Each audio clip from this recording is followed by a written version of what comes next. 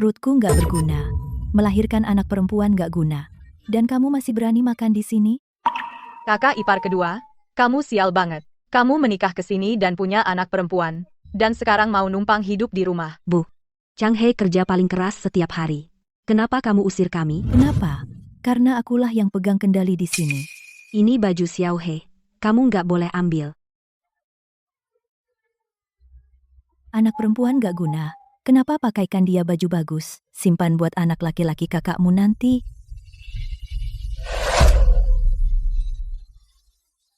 Mami, Chang He, kamu masih ngapain di sawah?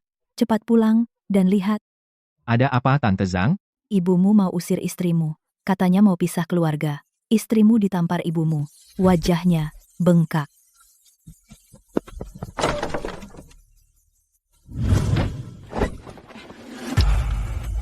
Siapa yang berani sentuh istriku? Chang He, kamu berani-beraninya, berani mukul ibumu. Pak, apa itu bekas tamparan di wajah Siulan? Jangan ganti topik. Uang untuk pupuk brigade dan perbaikan atap. Istrimu sudah tanda tangan dengan cap jempol.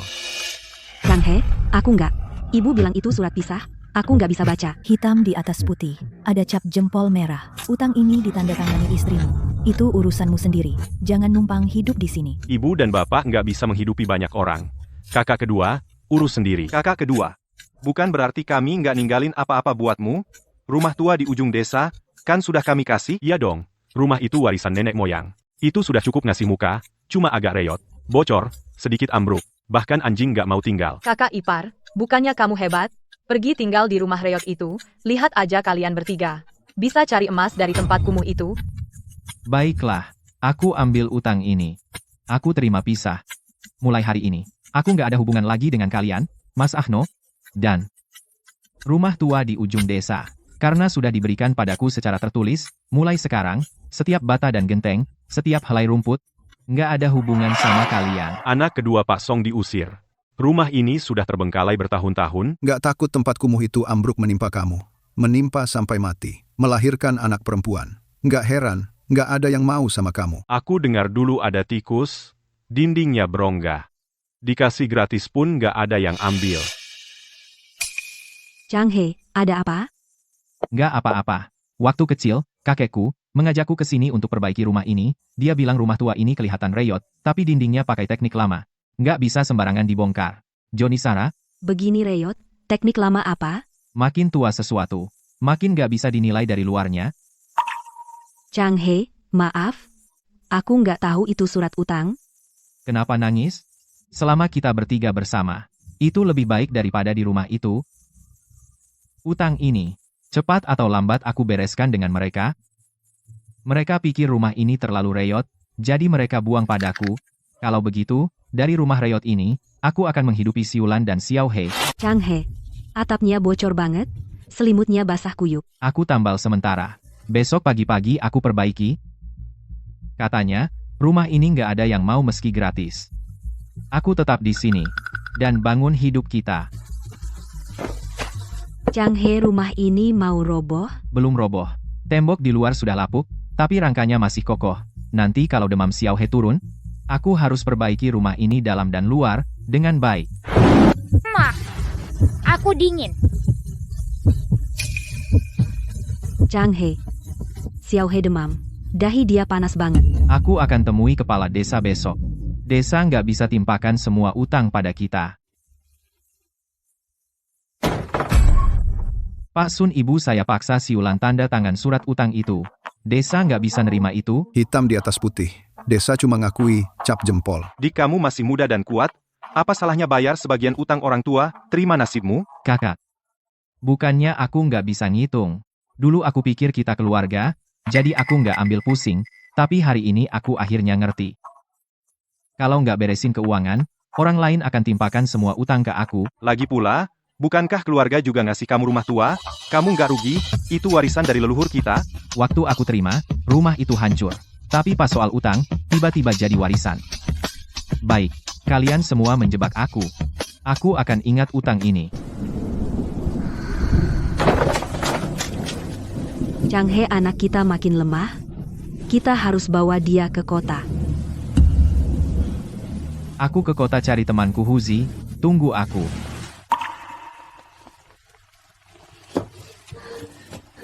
Mama, demam Xiao He parah, dia nggak kenal siapapun.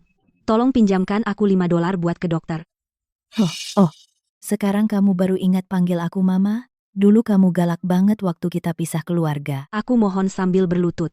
Nanti kalau Chang He dapat gaji, kami akan bayar utangnya. Minta sama suamimu aja, jangan ganggu aku. Mending uang ini aku buang daripada bayar biaya berobat anak nakal itu. Siulan, bukannya Chang Hemu itu hebat? Masa $5 aja nggak bisa, mending tinggal di rumah reot itu. Bukannya kalian sudah berpisah? Mulai sekarang, entah hidup atau mati, jangan kembali lagi membebani keluarga Song. Siulan, aku pinjam uang dari Huzi, Xiao He nggak apa-apa, bangun. Bahkan kalau aku kelaparan atau mati sakit, aku nggak akan pakai uangmu 1 sen pun. Hari ini kamu buang $5. Mulai sekarang, aku akan tunjukkan apa yang sebenarnya kamu buang.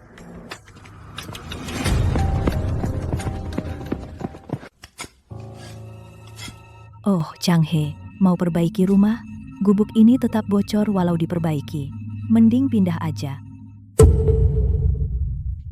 Semua yang meremehkan rumah ini suatu hari akan kembali iri.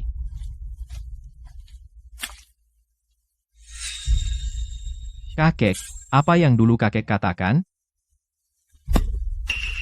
Ini tempatnya.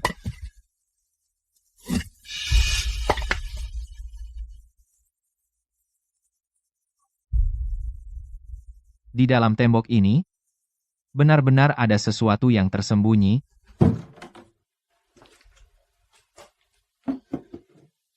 Chang He, apa ini?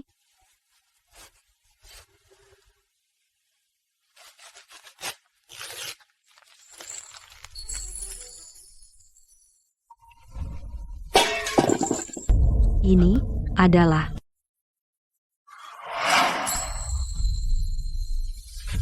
Rumah ini mungkin punya lebih dari 1 ruang rahasia. Siulan, kita akan segera balik keadaan.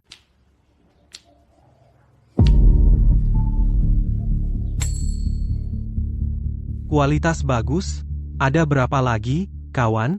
Aku ambil semuanya. Cuma ini. Pusaka keluarga. Butuh duit buat obat. Pusaka, ya? Jadi kamu nggak miskin amat. Kalau aku kaya, aku nggak akan jual pusaka keluarga. Ini buat obat anakku. Oke. $50.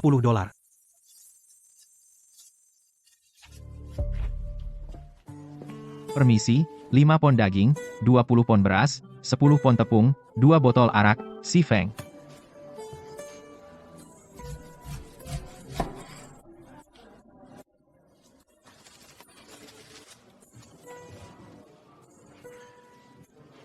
Lihat apa? Semua itu butuh kupon jatah. Orang desa, nggak mampu beli.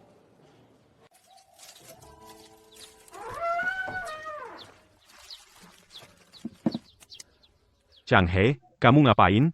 Bukan hari libur. Kenapa beli barang bagus begini? Hari Xiao He demam. Kalau kamu nggak pinjami aku $5 itu, anaknya pasti sakit parah. Daging dan arak ini sebagai terima kasihku. Chang He, kamu udah diusir dari keluarga. Sekarang kamu lagi susah. Aku nggak bisa terima ini. Aku. Ambil aja. Aku udah nemu cara untuk bertahan. Nanti kalau urusanku beres, aku akan ajak kamu. Chang He, kamu beneran punya jalan keluar? Jalan keluar nggak dikasih begitu aja. Kamu harus gali sendiri dari lumpur.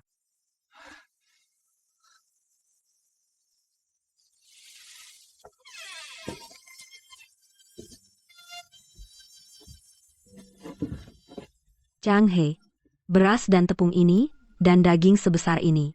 Dari mana ini? Xiao He, ayah bikin kamu babi kecap hari ini.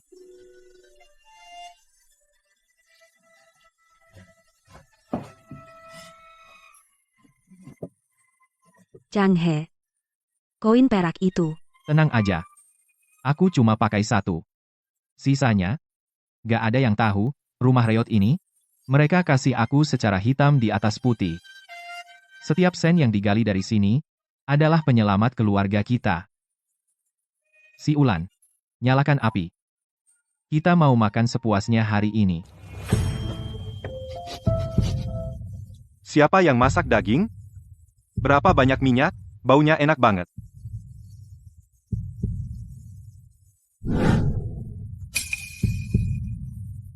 Masa sih? Kalian, masa $5 aja nggak punya?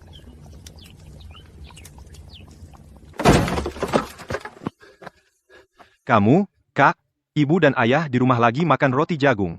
Dan kamu, sembunyi di sini makan daging? Kak, kami sudah berpisah. Apa yang kami makan bukan urusanmu. Dasar perempuan serakah. Kamu melahirkan anak perempuan yang gak berguna, dan kamu masih mau daging? HMPH, minggir, rumah yang kamu tinggali itu milik keluarga Song. Daging di panci itu juga milik keluarga Song. Aku bawa ini untuk ibu dan ayah, ini tugas baktimu.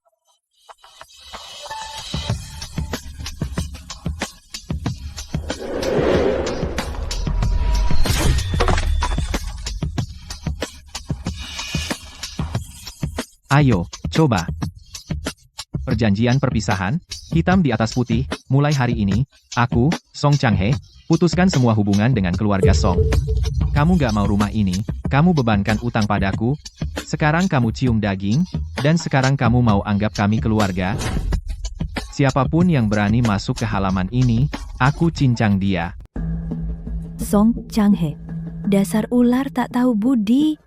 Kamu bersembunyi di rumah, makan minum seperti raja, sementara ibumu sendiri kelaparan. Apa kamu tidak takut disambar petir? Xiao He, makan lagi, kamu sedang tumbuh. Biarkan dia berteriak, kita makan saja. Dulu dia melempar 5.000 ke lumpur, hari ini, dia tidak akan mendapat sepotong daging pun dari panci kita. Changhe, dari mana kamu dapat daging ini? Kamu tidak mencuri uang brigade untuk membeli ini kan? Kalau ketahuan, kamu akan masuk penjara. Tante Zhang. Suamimu 2 malam yang lalu pergi ke pasar gelap kota dan menjual 2 ayam. Berapa dia dapat? Haruskah aku pergi ke kantor brigade dan menyebarkan berita tentang dia? Kamu bicara omong kosong apa? Aku ada urusan di rumah. Apa yang kamu tatap? Kamu berdarah keluarga Song. Rumah ini adalah rumah tua keluarga Song. Waktu kita bagi harta keluarga, kamu bilang ini rumah reyot dan menyuruhku keluar. Sekarang kamu mencium bau daging. Kamu bilang ini rumah tua keluarga Song. Ibu, kamu jangan begitu tidak tahu malu.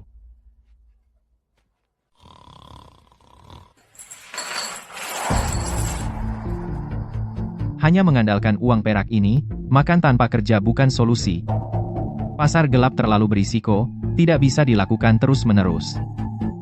Dulu aku pergi dengan truk untuk mengantar barang ke kabupaten. Aku sudah lihat bagaimana jam elektronik dari selatan dijual. Barang-barang lama di koperasi suplai bukannya tidak diminati. Hanya saja tidak ada yang berani membawanya ke desa. Perlu mencari saluran resmi di kota. Ayo kita dapatkan untung besar. Kamu lihat apa? Semua ini butuh kupon jatah. Kamu punya? Barang-barang ini sudah terlalu usang. Sudah setidaknya setengah tahun di gudang. Kamu jeli sekali. Kamu kerja apa? Orang yang bisa bantu kamu mengubah stok mati jadi uang. Orang kampung kayak kamu tahu apa? Aku tahu kebutuhan desa. Kota bilang modelnya terlalu kuno. Orang desa belum pernah lihat. Barang ini bukan gak laku, cuma belum dikirim ke tempat yang tepat. Omong besar. Tapi barang pemerintah nggak bisa kamu sentuh. Kalau kamu memang punya nyali, aku akan tunjukkan tempat yang tepat. Lapak rongsokan di selatan kota, cari Liu Mazi. Dia punya barang baru dari selatan. Lihat saja apa kamu bisa keluar hidup-hidup. Hidup atau mati, coba dulu baru tahu. Direktur Lin yang mengirimku, uang tunai untuk barang.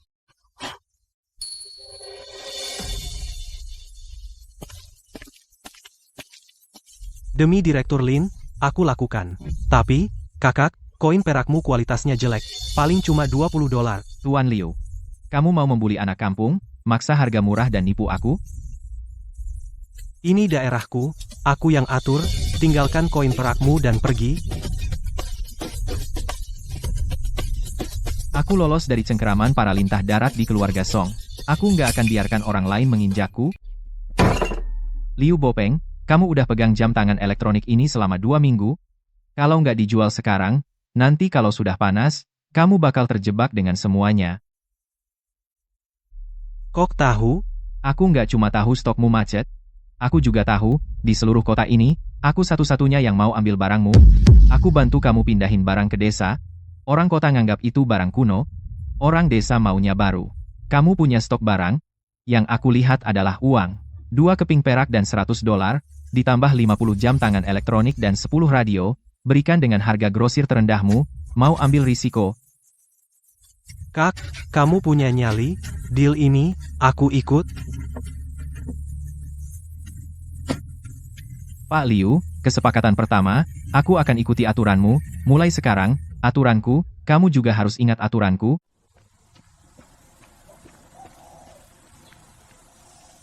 Chang He, kamu bawa apa? Tasnya gede banget.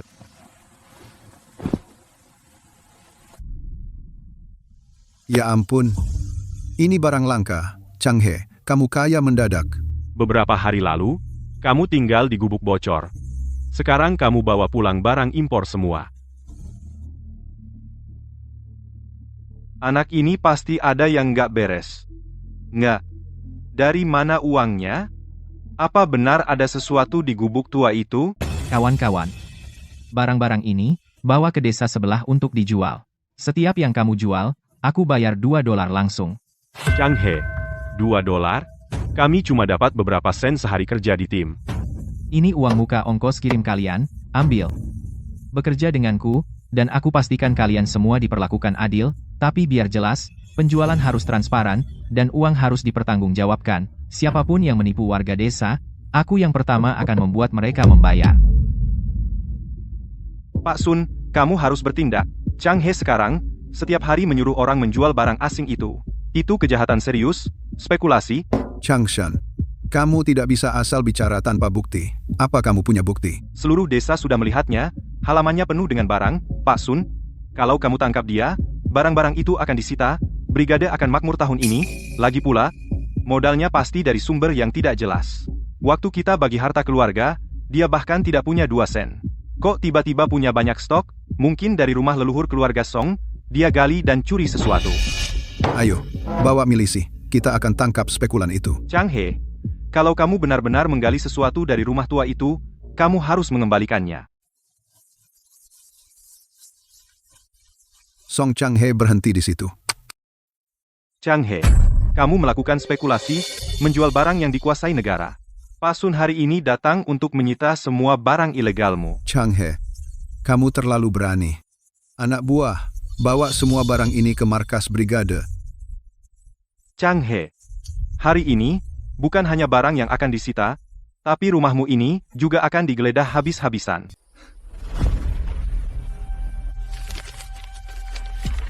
Paman Sun, buka matamu dan lihat dulu sebelum bergerak.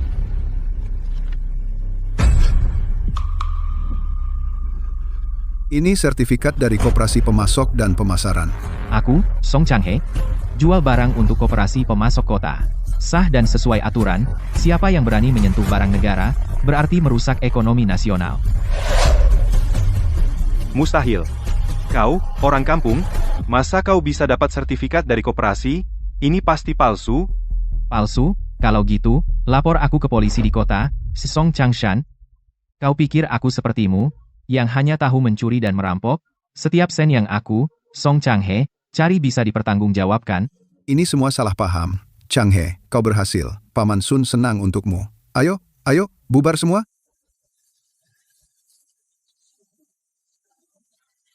Chang He, oh, Mama tahu kamu bisa. Kamu sekarang dapat duit gede. Kasih duit ke kakakmu.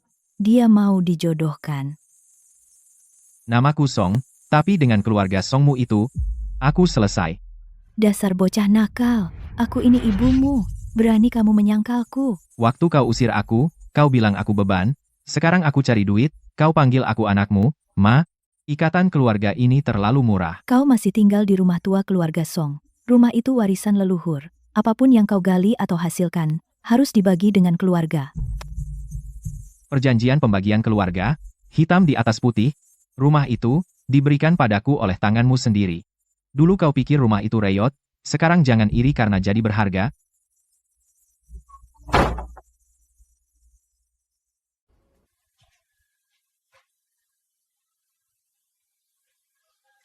Chang He, lagi lihat apa? Siulan, kita pindah dari gubuk ini. Besok aku suruh orang bongkar, kita bangun rumah bata besar pertama di desa. Tapi di dalam tembok ini, kalau memang ada sesuatu, bukankah orang akan lihat waktu kita bongkar? Jadi sebelum kita bongkar rumah besok, aku harus periksa lagi malam ini. Rumah reyot yang diremehkan semua orang ini, mungkin masih menyembunyikan harta asli keluarga Song. Ayo kerja lebih keras, teman-teman, ayo bongkar gubuk ini hari ini, malam ini, daging dan minum aku yang traktir. Aku bayar kalian per hari, jangan ada yang molor, aku janji. Chang He, murah hati banget. Ayo kerja keras, semuanya. Uzi, dorong dinding luarnya dulu. Aku yang urus pondasi di dalam. Chang He, ada apa? Rumah ini sudah tua, pondasinya lemah, jangan sampai ada yang terluka. Changshan, adikmu jadi kaya mendadak, ya? Membangun rumah besar dengan banyak pekerja. Pasti habis banyak uang. Dia cari mati, coba pikir. Dia baru keluar dari keluarga, miskin dan penuh utang.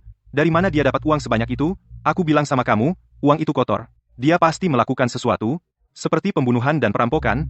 Kamu akan lihat nanti. Cepat atau lambat, pasti ada yang datang cari dia. Tapi Changshan, dia baru pindah ke gubuk itu beberapa hari lalu. Tiba-tiba punya uang untuk daging dan beras. Dan membawa pulang 1 karung barang impor. Barang? Tepat. Waktu dia pisah dari keluarga, dia cuma punya 20 sen, ada yang aneh dengan gubuk itu. Jangan terlalu dekat dengan dia. Gubuk itu adalah rumah lama keluarga Song. Kalau ada sesuatu yang ditemukan di sana, kita harus dapat bagian juga. D.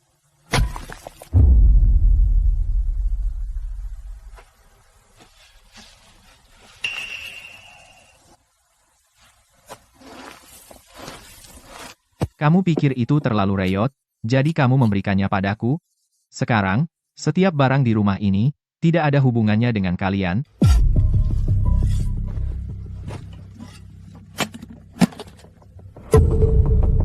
Emas asli.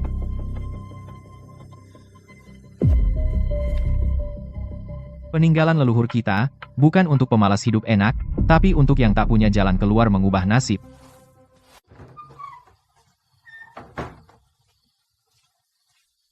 Chang He, ini emas. Kau dapat dari mana? Kalau kita ketahuan, hukumannya mati. Tenang aja, aku gali dari pondasi rumah lama, itu dari leluhur kita. Tapi kalau keluarga Song tahu, apa mereka akan datang mengambilnya? Perjanjian pembagian tertulis hitam di atas putih. Rumah lama itu milik kita sekarang, dulu mereka anggap rumah itu terlalu reyot, jadi sekarang mereka tak berhak iri. Hidup sudah lumayan, barang ini terlalu berisiko. Mungkin kita kubur lagi. Siulan, aku akan lakukan sesuatu yang besar, aku perlu modal ini, aku janji. Aku tidak akan buatmu dan Xiao He khawatir. Mereka bilang Xiao He itu beban, aku akan pastikan dia dapat pendidikan terbaik dan hidup yang terbaik. Aku percaya kamu. Tapi siapa di kota yang berani ambil ini? Lin Wanqiu di koperasi supply. Dia punya koneksi, dan nyali.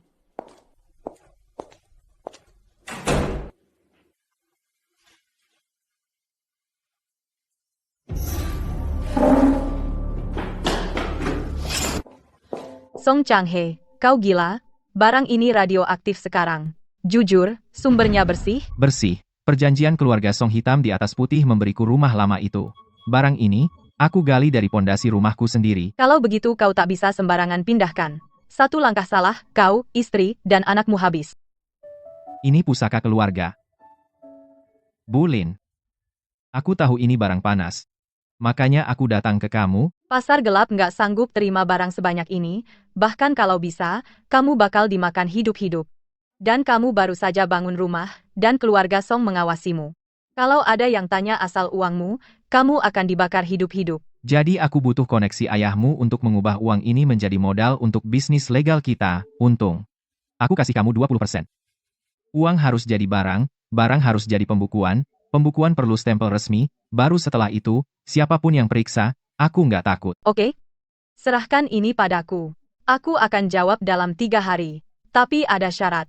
Mulai hari ini, semua pembukuanmu harus bersih. Kamu mau main besar. Kamu nggak boleh tinggalkan celah. Itu yang aku mau.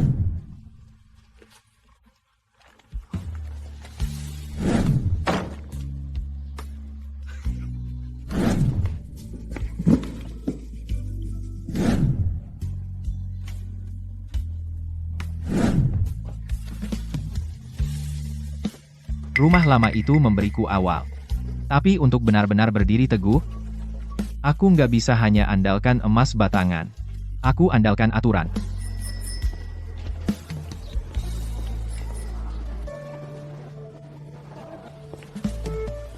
Wah, kakak kedua, kamu ternyata bersih juga.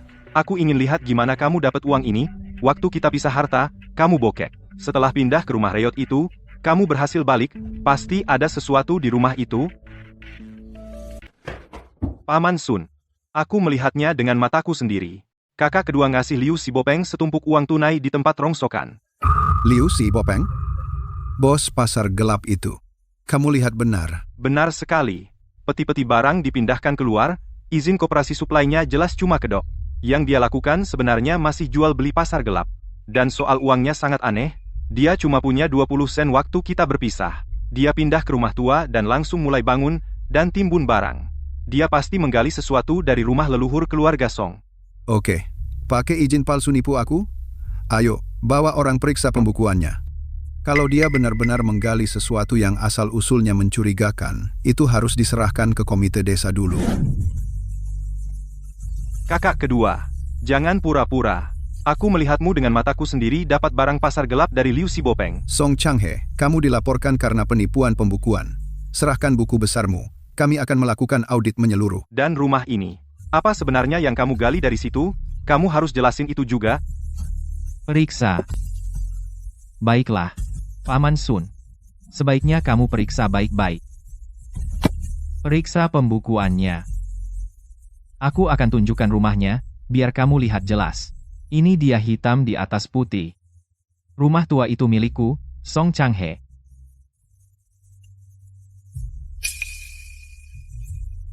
Pembukuannya semua benar. Semua dokumen beres. Tidak mungkin, Paman Sun. Jangan sampai dia nipu kamu. Dia jelas dapat barang dari Liu Sibopeng. Aku ambil barang untuk koperasi. Dari mana aku dapatnya bukan urusanmu. Kamu pikir kamu siapa? Dulu, kamu pikir rumah ini terlalu reyot dan melepaskannya ke aku. Sekarang aku sudah bangun rumah dan punya uang. Kamu mau bilang itu rumah pusaka? Song Changshan, apa kamu tidak punya malu? Changhe, ini salah paham. Semua gara-gara laporan palsu si Changshan. Kami pergi sekarang.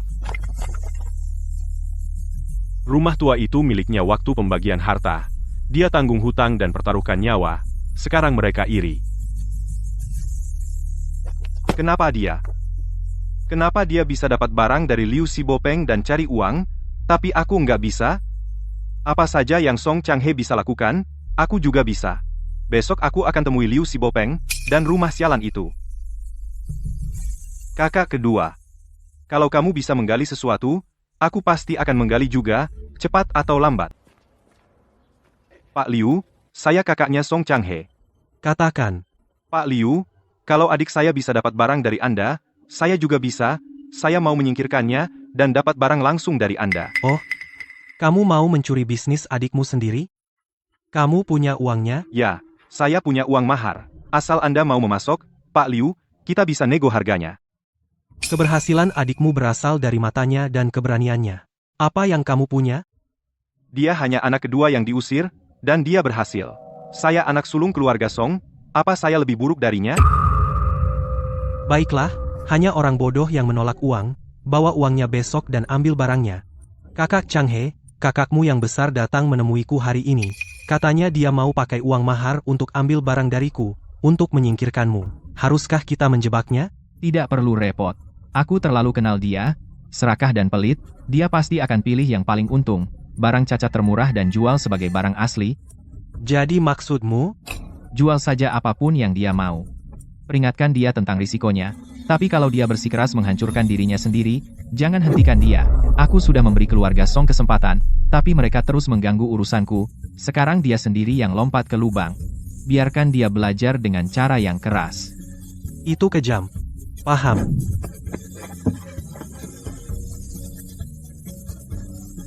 Pak Liu, ini semua yang saya punya. Hitunglah. Ini barang yang diambil Chang He, harga grosir $10. Mahal sekali. Berapa untung saya dari itu? Ada yang lebih murah? Ini barang cacat dari pabrik di selatan, penuh dengan besi berkarat dan cangkang kosong, harga grosir $2. Tapi saya akan jujur denganmu, kamu tidak bisa menjual ini sebagai jam tangan asli. Kalau ketahuan, kamu akan dipukuli. Pak Liu, Anda tahu cara mencari barang, tapi Anda tidak tahu cara berbisnis. Orang kampung belum pernah lihat jam tangan asli. Saya bilang aja ini model terbaru, tanpa suara detik. Kotak barang cacat ini, saya ambil seluruh kotak. Setelah saya dapat uang, pertama, gali rahasia rumah reot milik Song Chang He, lalu curi semua bisnisnya. Ini $300. Semua tabunganku, dan mahar pernikahanku, semua habis untuk barang cacat. Chang Shan, kau pilih jalan ini sendiri. Jangan salahkan aku kalau terjadi sesuatu. Pak Liu, tunggu saja. Kalau aku jadi kaya, Chang He itu bukan apa-apa, dia mengubah hidupnya dengan beberapa koin perak receh. Aku akan lakukan hal yang sama dengan kotak arloji ini. Chang Shan, harta apa yang kau pegang itu? Arloji elektronik kelas atas, aku pergi ke kota kabupaten untuk jadi kaya. Lihat, anak sulungku yang benar-benar hebat. Beda dengan anak kedua yang tidak punya hati. Dia dapat uang kotor sedikit, dan sekarang cuek sama orang tuanya. Dia mendapat, kalau Chang Shanku jadi kaya, rumah bata, sepeda, keluarga Song kita akan punya semuanya. Song Chang He, tunggu saja. Sebentar lagi seluruh desa akan tahu siapa anak paling hebat dari keluarga Song. Jangan ketinggalan, semuanya. Arloji elektronik kelas atas dari selatan, hanya $20. Ene. Arloji ini kelihatan mengkilap. Kenapa? Ringan sekali. Pak, ini model terbaru, ringan, coba pakai. Kenapa tidak jalan? Rusak. Mungkin mati. Aku ambilkan yang lain.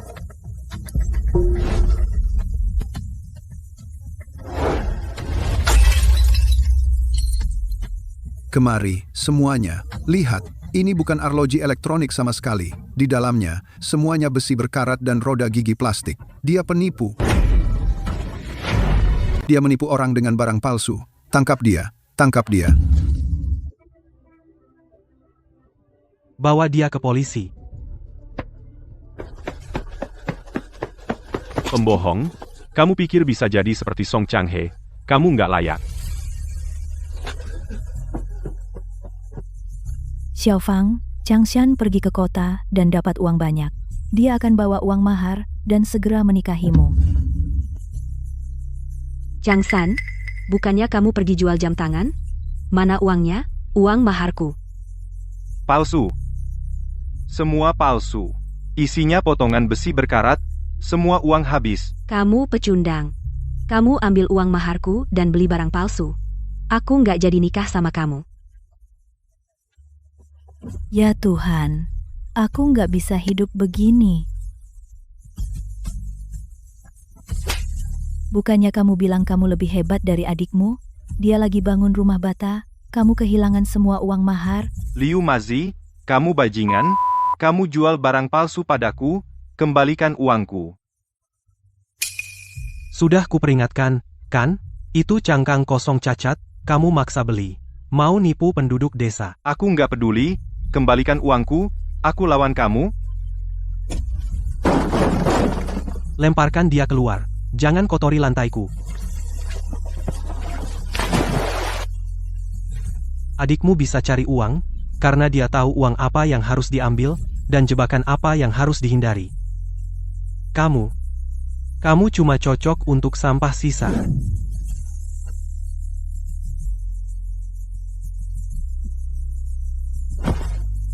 Tidak, uang adikku pasti bukan dari jual ulang. Rumah bobrok itu pasti menyembunyikan sesuatu. Astaga, Chang Shan, kok bisa dipukuli parah begini? Ibu, uangnya habis semua. Xiao Fang juga pergi. Aku gak sanggup. Lauer. Chang He. Buka pintu. Kakakmu kena masalah. Jangan biarin dia mati. Chang He, ibu mohon sama kamu. Kakakmu kena tipu. Uang maharnya habis semua. Kamu sekarang sudah kaya. Pinjamkan kakakmu $300 untuk bertahan. Pinjam uang? Kamu lupa? Waktu kita bagi harta keluarga, kamu paksa Siulan tanggung utang? Itu sudah berlalu. Darah lebih kental dari air. Dia masih kakakmu sendiri. Waktu kamu curi jatah makan Xiao He, apa kamu anggap dia cucu sendiri? Waktu dia ambil tongkat hancurin panciku, apa kamu pikir aku kakaknya sendiri? Lau Er, jangan sok sombong. Kamu cuma beruntung, kamu gali sesuatu dari rumah reot itu. Itu harta pusaka keluarga Song. Kenapa kamu simpan sendiri? Apa? Benar, ada sesuatu di rumah itu? Chang He, apa kamu diam-diam gali harta tanpa bilang keluarga? Pertama, rumah itu kalian berikan sendiri padaku. Kedua, meskipun aku gali gunung emas dari sana, itu nggak ada hubungan sama kalian, nggak 1 sen pun. Aku, Song Chang He, uangku, aku lebih baik buang ke air dan dengar bunyi cipratan daripada kasih kalian 1 sen pun. Ini keterlaluan. Kakakmu sendiri lihat adiknya sendiri mati, aku nggak bisa hidup lagi. Sekarang kamu ingat Lau Er, waktu kamu usir dia ke rumah reot itu, betapa kejamnya kamu. Tepat, Chang Shan serakah, beli barang palsu, kena tipu, pantas dia. Chang He sekarang bantu seluruh desa cari duit. Kalian lintah darat, berani datang bikin masalah. Waktu bagi harta, kalian anggap rumah reot itu sial. Sekarang kalian lihat hidupnya enak, dan kalian bilang itu harta pusaka. Muka kalian lebih tebal dari tembok kota. Xiao He, lihat, coretan kiri dan kanan ini adalah karakter untuk orang. Chang He, di luar. Angin di luar kencang. Cuma anjing menggonggong, kita jalani hidup kita sendiri. Chang He, Chang San tadi sebut rumah reot itu. Apa dia sudah curiga? Nggak masalah kalau dia curiga. Yang penting, rumah itu sudah milik kita. Siapapun yang berani menyentuh, akan kupotong tangannya. Pasti ada sesuatu lagi di rumah itu. Pasti ada. Astaga, ini sepeda pertama di desa kita. Chang He benar-benar sukses besar. Siapa sangka?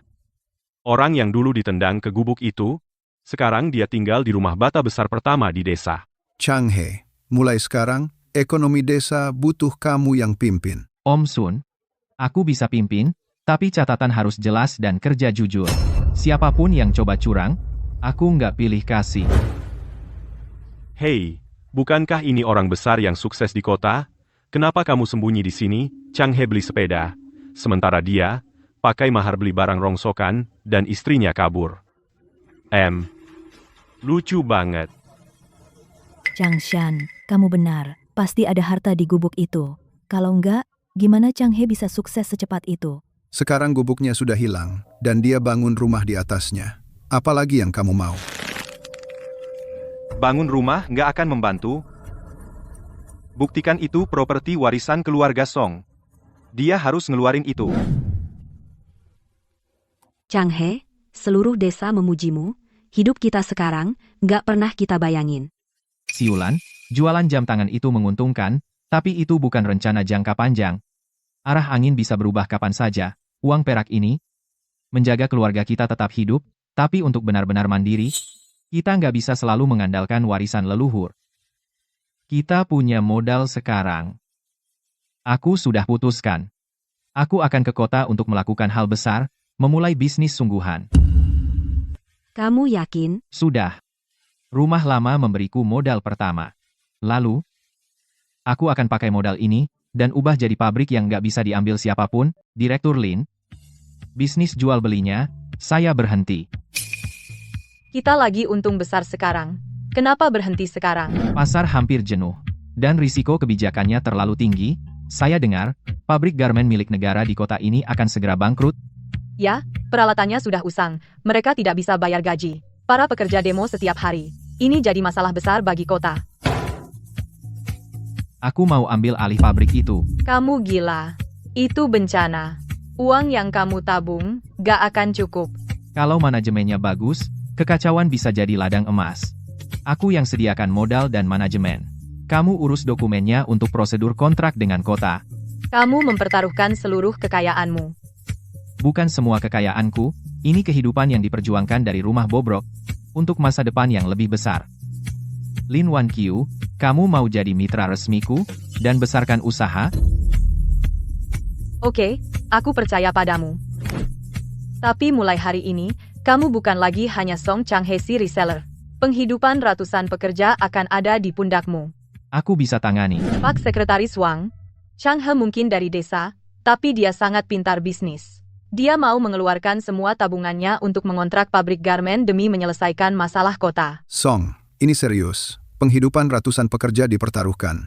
Pak Sekretaris Wang, aku akan berjanji, pada hari pertama kontrak, aku akan bayar semua gaji yang tertunggak penuh. Dalam 3 bulan, aku akan buat pabrik untung, kalau gagal, aku pergi tanpa apa-apa. Kamu punya keyakinan itu? Aku merangkak keluar dari rumah bocor yang hancur. Aku tahu rasanya tidak punya makanan atau obat. Setiap hari gaji pekerja ditunda, keluarga mereka mungkin tidak makan hari itu. Pabrik ini, aku tidak main-main. Bagus, kamu berani. Pemerintah kota sudah menyetujui. Chang He, tempat ini bisa jalan? Dulu, mereka memberiku rumah hancur, berharap keluargaku kelaparan. Hari ini, aku akan gunakan rumah hancur itu sebagai modal. Untuk menghidupkan kembali pabrik ini, mulai hari ini, aku yang memimpin di sini. Pertama, bayar gaji. Lalu, hidupkan mesin-mesin. Aku akan membuat pabrik yang sekarat ini hidup kembali. Bos baru lagi. Yang terakhir cuma omong doang. 6 bulan gak lihat uang sepeser pun. Bayaran sekolah anakku udah jatuh tempo. Kalau nggak dibayar segera, kami hancur. Aku tahu kalian belum dibayar selama 6 bulan. Hari ini, aku, Song Chang He, ambil alih. Pertama, bayar semua orang. Kalian akan dapat setiap sen yang kalian dapat. Tapi mulai besok, pabrik akan beralih ke sistem borongan, banyak kerja, banyak uang. Siapa yang mau malas-malas, ambil uangmu dan keluar. Aku, Song Chang He, dulu keluar dari gubuk bocor dan reyot. Aku tahu rasanya gak punya uang buat dokter, dan gak punya uang buat makan. Kalian sudah bekerja untuk pabrik ini, gaji kalian harus pulang bersama kalian. Mulai sekarang, sama aku. Siapa yang kerja keras, makan? Langkah pertamamu itu cukup kejam. Bukan soal kejam. Ini soal bayar utang. Pabrik berutang kepada para pekerja, utang itu harus dibayar dulu, apa yang keluarga Song utang padaku. Aku mencatat semuanya satu persatu, sekarang pabrik berutang pada mereka. Aku akan lunasi semua utang, satu persatu. Saat buku bersih, baru orang-orang akan tenang. Andre, Kak Chang He bilang, orang dari desa kita dapat prioritas, gaji pokok, $30. Ditambah upah borongan. 30? Itu lebih tinggi dari pekerja kota. Chang He, aku ikut. Chang He penyelamat desa kita. Kita buta, percaya pada Song Chang Shan. Semuanya, dengarkan, kalian di sini bukan untuk numpang, borongan, banyak kerja, banyak bayar, siapa yang malas, akan aku tendang keluar. Siap, Chang He. Kau kasih kami jalan hidup, kami akan kerja keras. Dulu waktu aku dibuang ke gubuk itu, banyak orang tertawa, tapi ada yang tidak menendangku saat aku jatuh. Hari ini saat aku merekrut, aku mau orang yang cari nafkah dengan keterampilan. Aku ingat yang bantu aku, dan yang sakiti aku jangan coba nyelinap masuk. Kalian dengar? Ikut Kak Chang He, cari uang dengan keterampilan. Bagus. Kalian dasar pengecut. Song Chang He itu tikus tak tahu terima kasih. Kalian kerja sama dia. Cepat atau lambat, dia akan tikam kalian. Cepat. Anak sulungmu sangat berbakti. Dia habiskan semua uang mahar. Minggir. Aku harus cari uang. Bu, lihat tuh. Seluruh desa menjilat anak kedua. Apa yang dia punya? Anak durhaka yang diusir. Dari mana dia punya uang bangun rumah dan beli pabrik? Bukan karena keterampilannya, itu karena gubuk itu. Pasti ada sesuatu yang disembunyikan di gubuk itu. Maksudmu? Ayo gali malam ini. Rumah lama itu milik keluarga Song, dia gak bisa ambil semuanya sendiri. Kalian pada dengar? Song Chang He dari pabrik garmen itu, dia beneran ular, dia pakai buruh anak, dan ngemplang gaji mereka. Masa sih? Katanya dia bayar pekerjanya baik. Bahkan lunasin tunggakan gaji. Aku ini kakak kandungnya. Kamu pikir aku nggak tahu? Pabriknya bakal bangkrut, jangan beli bajunya. Kakak kandungmu sendiri sukses besar. Dan kamu malah nggak mau bantu. Malah kamu jelekin dia. Uang kotor dari rumah Reyot, dan dia sok suci. Song Chang He, tunggu aja. Aku bakal bongkar aibmu cepat atau lambat. Mas Chang He, dengar-dengar kamu jadi kepala pabrik sekarang? Selamat ya. Muka Bopeng, langsung saja. Muka Bopeng nggak suka muter-muter. Pabrikmu udah jalan. Aku punya andil di situ. Aku mau 30% dari keuntungan mulai sekarang. Muka Bopeng, itu pemerasan. Bulin, nggak usah keras-keras. Semua orang di kota tahu Muka Bopeng. Satu kata dari aku.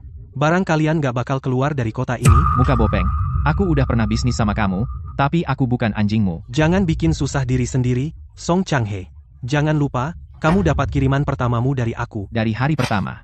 Setiap kiriman aku catat, setiap faktur ada stempelnya. Muka Bopeng, kamu pikir aku Song Changshan? Tipe yang cuma ngejar untung murahan? Baiklah, kamu udah berani ya, Song Changhe. Lihat aja, berapa lama kamu bisa bertahan. Dia nggak akan berhenti. Aku tahu. Jadi mulai hari ini, aku mau ada tambahan pengawasan di gudang, armada, dan pembukuan. Kita pabrik resmi. Kita nggak perlu takut sama preman. Tapi jangan kasih mereka celah. Changhe, Toserba Kabupaten. Nambah pesanan 50.000 potong pakaian. Kalau kita kirim lot ini tepat waktu, pabrik kita bisa bangkit lagi. 50.000 potong bang. Kita beneran bakal sukses besar. Jangan bahas kaya dulu. Kita cuma punya 7 hari untuk kirim, kita harus atur jadwal kain, armada, dan shift malam. Aku yang urus produksi. Aku jaga gudang dan truk. Siapa yang mendekat, aku patahin kakinya. Jangan main kasar. Kalau ada apa-apa, kumpulin bukti dulu, baru lapor polisi. Bang, orang seperti Muka Bopeng. Kamu pikir bukti penting buat dia? Aku dapat modal pertama dari rumah Reyot. Itu bukan buat lawan preman. Itu buat Siulan, Xiao Hei, dan ratusan pekerja di pabrik, biar mereka semua bisa hidup dengan martabat. Siapapun yang mau narik aku kembali ke lumpur, aku akan pakai aturan untuk menjerat mereka. Song Changhe nggak mau bagi dagingnya. Kalau gitu, kita hancurin pancinya. Bos Liu, kita curi barangnya atau bakar pabriknya? Dua-duanya. Ambil barangnya, dia nggak bakal bisa kirim, bakar gudangnya. Dia nggak bisa bayar ganti rugi, nanti dia bakal merangkak di depanku. Bos Liu, begitu Song Changhe jatuh, pabrik itu, rumah baru itu, dan apapun yang dia gali dari rumah lama, dia harus keluarkan semua. Apa sih yang dia gali dari rumah lama? Waktu dia bagi warisan, dia cuma punya 2 sen. Terus dia pindah ke gubuk itu dan jadi kaya. Gubuk itu pasti nyimpan emas. Menarik, ya? Pertama, bangkrutkan pabriknya, lalu perlahan paksa dia bicara. Aku mau lihat dia dari bos pabrik jadi anjing liar.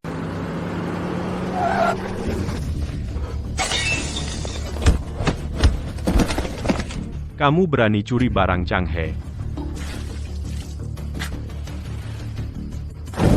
Bos, kabar buruk. Gudangnya terbakar.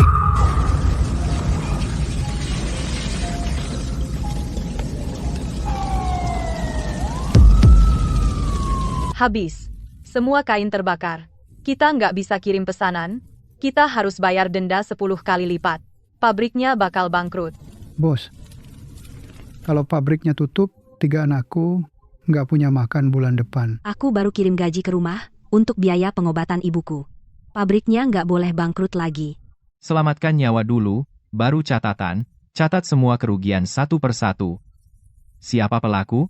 Siapa bakar, bayar, siapa curi, di penjara? Changhe, Dulu rumah Reyot nggak bisa hancurin aku. Kebakaran juga nggak bakal robohkan pabrik ini. bajunya dicuri. Kainnya dibakar. Pihak Toserba nelpon buat desak kita. Kalau dalam 3 hari gak bisa kirim, dendanya minimal 100.000. Kakak, maaf, aku nggak bisa nyelamatin truk. Syukurlah kamu selamat. Barang bisa diganti, tapi orang nggak bisa. Tapi kiriman ini nyawa pabrik. Dengar semuanya, gaji bakal dibayar, biaya obat ditanggung, pabrik belum selesai. Gak ada yang menyerah. Bos, dari mana duitnya? Aku ada rencana. Selama aku masih berdiri, gak akan biarkan kalian kerja cuma-cuma. Song Changhe, ada laporan bahaya keselamatan serius. Kebakaran gudang, keuangan berantakan. Pabrik harus dihentikan untuk pembenahan. Song Changjiang, pabrik baru aja kebakaran. Sekarang kamu datang mau segel, itu namanya nendang orang yang lagi jatuh. Direktur Lin, kamu boleh makan apa aja. Tapi jangan sembarang ngomong, aku cuma menjalankan hukum. Kita baru dapat kerjaan. Kalau pabrik disegel, keluarga kita mau makan apa? Biar dia segel. Changhe, Menghentikannya sekarang. Sama aja ngasih dia pisau. Kak 3, setiap segel yang kamu pasang hari ini, akan aku ingat. Sebaiknya pastikan tanganmu bersih. Bersih atau enggaknya tanganku, bukan urusanmu. Kak 2, kamu pikirkan aja gimana bayar 100.000 itu. Kak 3 berhasil kali ini. Begitu pabrik disegel, Kak 2 gak sanggup bayar ganti rugi, cepat atau lambat dia bakal merangkak balik ke kita. Biar dia serahkan barang-barang yang dia gali dari rumah lama. Kamu yakin masih ada barang di rumah itu? Pasti ada. Kalau enggak, dari mana dia punya uang bayar gaji dan jalanin pabrik? Tunggu apa lagi? Ayo kita gali di ujung desa malam ini. Bukannya tempat itu udah dibangun rumah baru? Kita gak bisa gali di bawah rumah baru, pasti ada sisa-sisa di reruntuhan.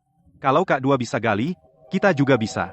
Changhe, saldo di rekening tinggal kurang dari 2.000. Denda, kerusakan, kain, upah, semuanya nggak bisa ditutupi. Bos, kalau kami benar-benar nggak tahan, kami bisa lewati gaji bulan ini. Kami tahu Pak, sudah berusaha maksimal. Jangan biarkan pabrik gulung tikar. Kami sudah menunggu lama untuk dapat direktur pabrik yang baik. Karena kalian semua menganggapku direktur, aku nggak bisa biarkan kalian menanggung utang untukku, gaji tetap dibayar seperti biasa, pabrik tetap buka, di satu, Tapi uangnya di mana? masih ada satu cara. Wan Qiu, tenangkan dulu para pekerja, jangan ada yang pulang sebelum malam ini. Pak, warisan dari leluhur kita aku nggak mau pakai lagi. Tapi penghidupan ratusan orang bergantung padanya. Aku nggak tega lihat pabrik mati.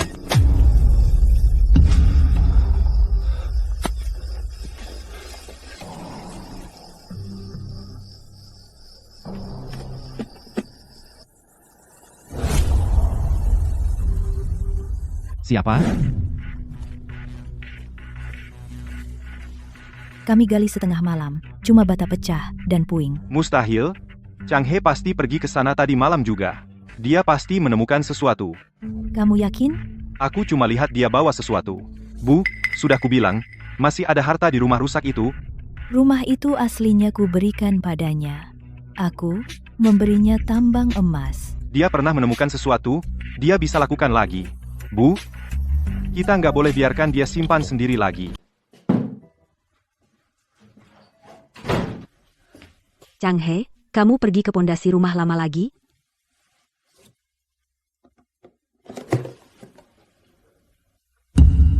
Kok banyak banget? Kalau keturunan menghadapi bencana besar, mereka bisa pakai ini untuk membangkitkan keluarga. Kekayaan, nggak boleh buat orang malas, hanya membantu yang mau berusaha.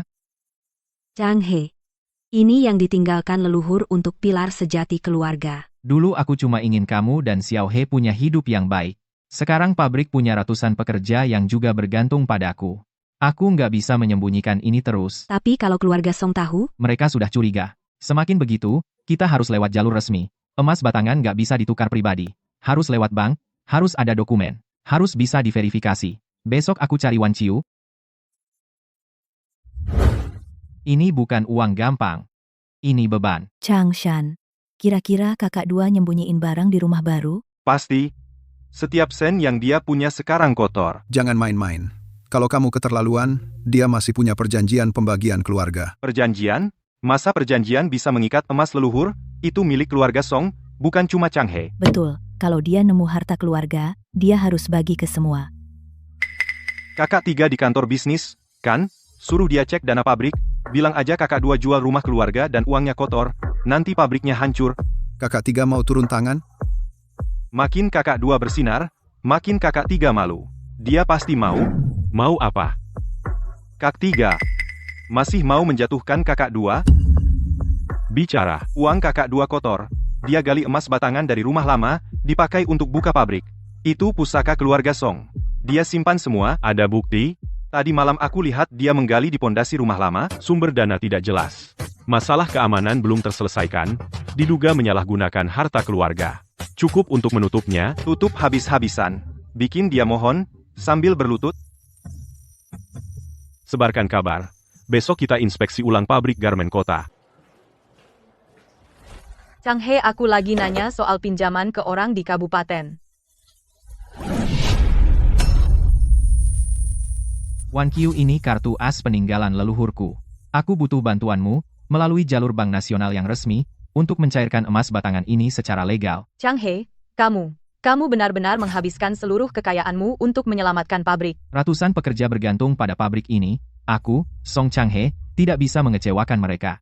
Tolong. Kamu juga membawa surat keluarga ini. Iya, untuk mencairkan emas batangan secara legal, sumbernya harus jelas, surat pembagian, kepemilikan rumah lama, surat warisan, semua sudah siap. Semakin mereka berusaha menjebakku dengan sumber yang tidak jelas, semakin aku harus membuat setiap langkah transparan. Aku akan segera menghubungi bank dan kantor kota. Chang He, kamu mengambil langkah yang tepat. Bukan soal langkah yang tepat, soalnya sudah tidak ada jalan mundur. Pabrik ini tidak boleh mati.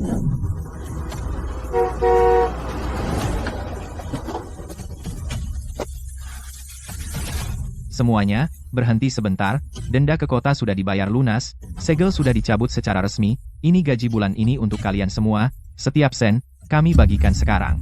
Kain baru juga sudah dibeli. Yang mau bertahan dan bekerja denganku mengganti barang yang terbakar, itu lembur, upah 3 kali lipat. Mari jalankan pabrik ini dengan kehormatan dan integritas. Kami bersamamu, bos. Bos, orang lain yang menghadapi masalah seperti ini pasti sudah lari dari dulu. Kenapa kamu masih mengeluarkan uang untuk itu? Dulu ketika aku diusir ke rumah Reyot itu, beberapa orang pikir aku harus pasrah. Tapi selama seseorang masih berdiri, dia tidak bisa meninggalkan orang-orang di belakangnya. Kak 3, sudah 2 hari. Pabrik kakak 2, mungkin tikus pun sudah mati kelaparan sekarang. HMPH, segelnya masih terpasang. Bagaimana dia bisa membalikan keadaan? Suara ratusan mesin jahit menyala serempak, seperti 1000 pasukan. Ini, bagaimana mungkin? Dari mana dia dapat uang? Rumah lama. Pasti rumah lama lagi. Dia menggali sesuatu lagi dari rumah lama. Kalau begitu, lebih mudah lagi. Semakin besar sumber dana, semakin banyak yang perlu diselidiki. Bos, anak buah sudah berjaga 24 jam. Akhirnya dapat gambaran yang jelas. Liu Mazi menyembunyikan setelan baju curiannya. Semuanya di pabrik bata bekas di pinggir barat. Dia sedang cari pembeli. Mau cepat-cepat menjualnya. Bagus. Makasih kerja kerasnya, semuanya. Bos, aku kumpulkan semua pekerja pria, ambil senjata, terus rebut barang kita. Uzi, kita ini perusahaan legal, kita nggak bisa tawuran. Untuk menghadapi sampah seperti dia, kita harus pakai hukum sebagai senjata. Jadi kita diem aja lihat dia jual barang kita? Dia jual, itu sempurna. Biar kita tangkap dia dengan barang bukti. Besok, pergi ke pasar gelap dan sebarkan gosip, katakan ada bos besar dari kota, yang butuh barang dalam jumlah banyak, tunai saja. Bos, Anda menjebak dia. Bukan sekadar jebakan. Liu Mazi berani bakar pabrik dan curi barang, pasti ada orang dalam yang bantu. Aku mau tarik dia, dan orang di belakangnya, ke permukaan. Barangnya baru. Murah. Kamu bawa uang cukup? Biarkan aku lihat barangnya dulu. Diam, polisi. Dulu waktu kamu pukuli kami, curi, bakar pabrik, kamu jagoan waktu itu, kan? Song Changhe, kamu menjebak aku. Kamu curi barang pabrik, bakar mata pencaharian ratusan orang. Liu Mazi, kali ini, bukan aku yang beres-beres dengan kamu, tapi hukum yang beres-beres dengan kamu. Song Changhe, tunggu aja. Kamu pikir kamu bersih, uangmu, bukannya dari warisan keluarga? Uangku dari warisan atas namaku sendiri. Melalui bank, masuk pembukuan, bayar pajak. Kamu rampok dan bakar pabrik, kamu langgar hukum. Borgol ini, kamu pasang sendiri. Pak Song. Soal sumber dana, DBA. Kami mungkin butuh kerjasama Anda untuk menjelaskan nanti. Siap kerja sama kapan saja. Perjanjian pembagian properti, prosedur bank, catatan likuidasi, semuanya aku simpan. Liu Mazi sudah jatuh. Yang berseragam di belakangnya pasti akan muncul sebentar lagi. Song Changjiang, Liu Mazi sudah mengaku semuanya. Kamu diam-diam menerima suap darinya, menyalahgunakan kekuasaan untuk menutup pabrik garmen kota secara ilegal. Buktinya kuat. Tidak, itu tidak benar. Aku dijebak. Aku ini pejabat pemerintah. Kekuasaan seorang pejabat harus digunakan untuk melayani rakyat, bukan untuk balas dendam pribadi atau mengisi kantong sendiri. Bawa dia pergi, ditangguhkan sambil diselidiki. Kamu harusnya menyelidiki Song Changhe. Uangnya berasal dari menggali rumah keluarga tua. Itu properti warisan keluarga Song. Prosedur likuidasi aset Kamrat Song Changhe semua ada di arsip bank, koperasi suplai, dan kota. Tapi kamu, tanpa bukti, malah membuat tuduhan palsu. Itu lebih parah. Mustahil. Bagaimana dia bisa punya catatan untuk semuanya? Ya ampun, anak ketiga kita difitnah. Dia pejabat bergaji negara. Masa dia ditangkap? Bah, difitnah apa? Dia terima uang haram. Dia menutup pabrik kakak keduanya sendiri. Itu benar-benar tega. Betul, Changhe bikin seluruh desa dapat uang. Tapi keluargamu menusuknya dari belakang. Sekarang si adik ketiga di penjara. Dia sendiri yang cari. Karma. Dulu kamu pikir rumah desa tua itu jelek. Kamu usir dia. Sekarang dia berhasil dari rumah tua itu. Kamu teriak soal properti warisan tiap hari. Keluarga Song cuma peduli uang, bukan orang. Adik ketiga sudah hancur. Liu Mazi sudah hancur, tapi uang kakak kedua masih ada. Selama masalah rumah tua itu belum selesai, kita masih punya peluang. Changhe, Liu Mazi sudah jatuh. Adik ketiga juga sedang diselidiki. Pabrik kita tidak hanya sudah berproduksi lagi. Pesanan dari kabupaten sudah penuh sampai bulan depan. Kita sudah benar-benar menstabilkan situasi di kota. Kamu masih belum puas? Air di kota ini terlalu dangkal. Liu Mazi, preman lokal, sudah jatuh. Akan ada yang lain? Pabrik garmen kita. Kalau kita benar-benar ingin tumbuh dan kuat, dan membawa lebih banyak warga desa menuju kemakmuran. Liman Ortatu, kita nggak bisa cuma bertahan di bisnis kota kecil ini. Dulu, sebuah rumah reyot, membuatku keluar dari keluarga Song. Sekarang, pabrik ini harus membawa lebih banyak orang keluar dari kemiskinan. Langkah selanjutnya, kita menuju ibu kota provinsi, Wanqiu. Urusan kota sekarang jadi tanggung jawabmu. Chang He, jangan khawatir, aku akan pastikan pangkalan kita aman. Baiklah. Kak, kamu mau ke kota? Ajak aku bantu kamu. Uzi, kamu harus tetap di sini. Keamanan pabrik, sama kakak iparmu dan Xiao He, semuanya aku percayakan padamu. Jangan khawatir, Kak. Selama aku di sini, nggak akan ada yang berani ganggu kakak iparmu. Kita terlalu kecil. Pasti ada yang selalu mengincar kita. Hanya dengan menginjakan kaki di kota kita benar-benar bisa amankan hidup semua orang. Kota beda sama kampung. Orang-orang di sana, cara mereka lebih kejam dari Liu Mazi dan Song Changjiang. Jadi pembukuan harus lebih jelas. Prosedurnya harus lebih lengkap. Uang pertama yang kita gali dari rumah reyot itu sudah menarik perhatian keluarga Song. Kak, orang-orang keluarga Song itu masih berani cari masalah? HMPH, mereka nggak akan merampok kita secara terang-terangan. Mereka cuma akan pakai orang lain untuk menyelidiki. Semakin mereka lakukan itu, semakin aku akan besarkan bisnis ini sampai di luar jangkauan mereka. Chang He, kota itu jauh sekali. Kamu pergi sendirian, aku khawatir. Aku akan intai dulu, nanti kalau sudah mapan, aku jemput kamu dan Xiao He. Barang-barang ini, kita bawa? Bawa sedikit aja, bukan untuk belanja, tapi untuk darurat. Gimana kalau keluarga Song ngungkit harta warisan lagi? Kalau begitu, aku akan sebarkan surat ini di depan semua orang. Mereka sendiri yang membagi rumah reyot itu. Mereka sendiri yang menumpuk utang-utang. Sekarang hidupku sudah berubah. Kalau mereka mau berubah cerita sekarang, sudah terlambat. Chang He, kamu harus pulang dengan selamat. Jangan khawatir. Aku masih ingin lihat Xiao He sekolah. Lihat dia keluar desa dengan kepala tegak. Mereka bilang dia beban. Aku akan buat seluruh desa lihat. Dia adalah milikku, Song Chang He, harta paling berharga dalam hidupku. Jadi ini kota. Peluang besar, tapi banyak aturan. Di kampung, mereka bilang aku orang dusun. Di kabupaten, mereka bilang uangku kotor. Di kota, pasti mereka juga bilang begitu. Jadi, kamu takut? Aku keluar dari rumah reyot bocor itu. Di belakangku ada istriku, putriku, para pekerja, penghidupan seluruh desa. Meskipun takut, aku harus maju. Itu Zhou Desheng, direktur pabrik tekstil milik negara provinsi. Dia sudah lama makan dari industri garmen kota. Kalau begitu, kita lihat. Di dalam panci kota ini, bisakah kita tambah sepasang sumpit lagi? Chang He, kita akhirnya punya toko pertama di kota. Pertama itu baru permulaan. Pabrik di kota bisa bertahan, merek kota harus berdiri. Dari rumah bocor dan reyot di ujung desa, sampai ke jalan komersial kota sudah berapa lama? Jadi kita harus tetap rendah hati. Kita sampai di sini bukan karena keberuntungan, tapi dari setiap catatan, setiap faktur, dan keringat setiap pekerja.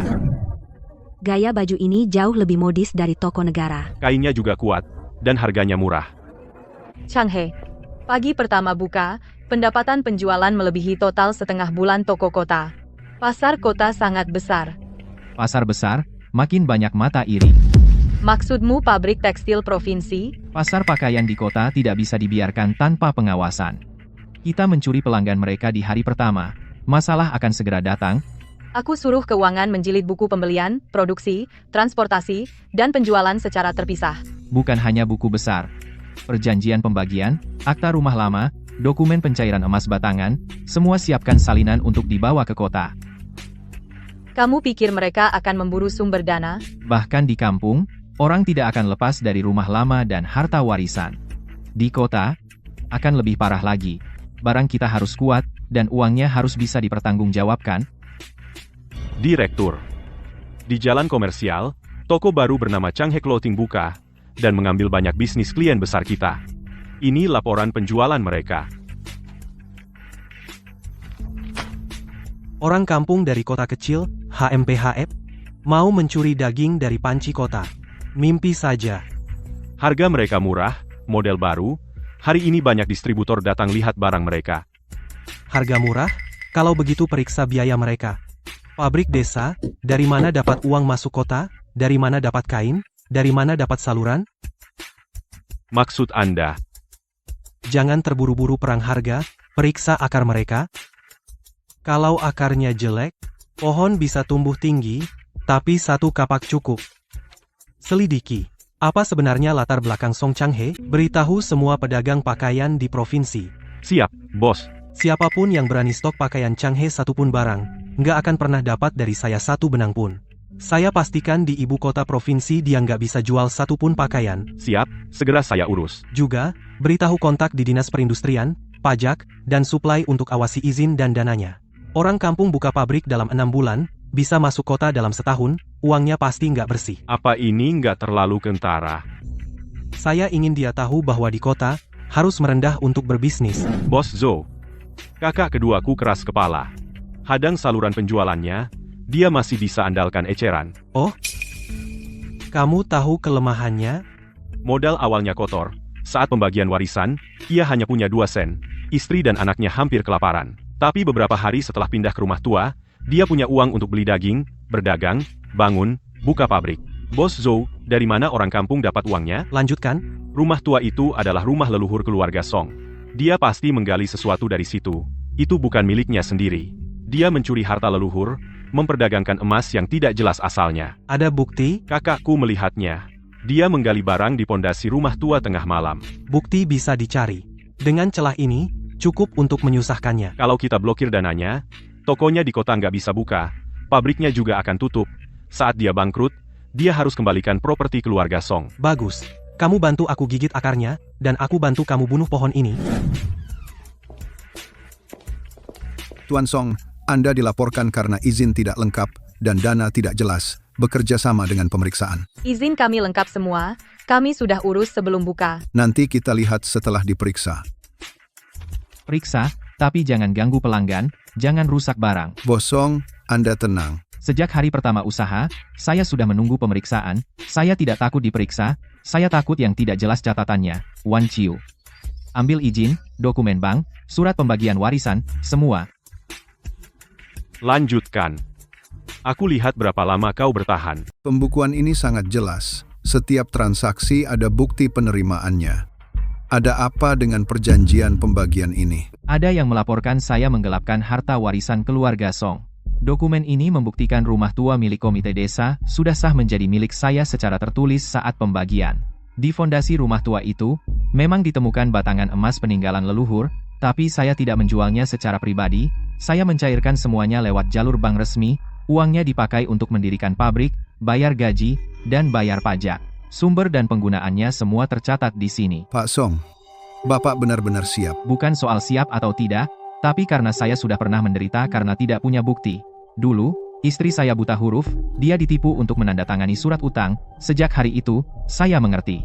Kebenaran paling kokoh di dunia kadang hanya selembar kertas, sebuah cap, atau daftar. Pak, Bapak lihat masalahnya, kan?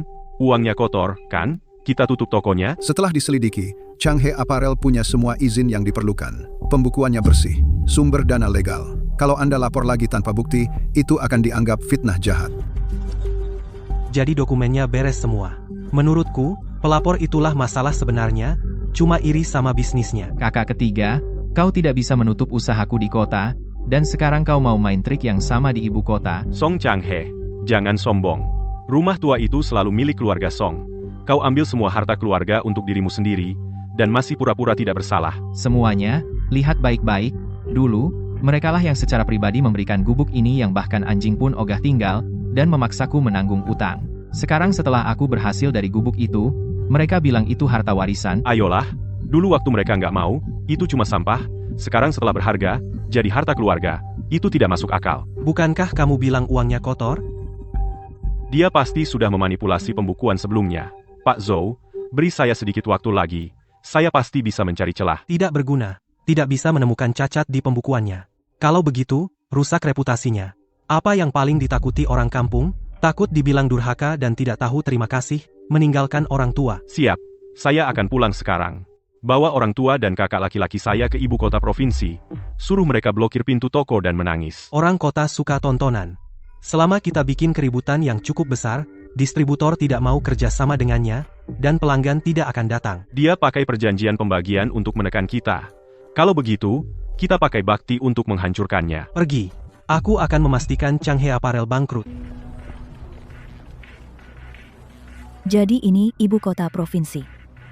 Anak kedua, sekarang benar-benar punya toko besar di sini.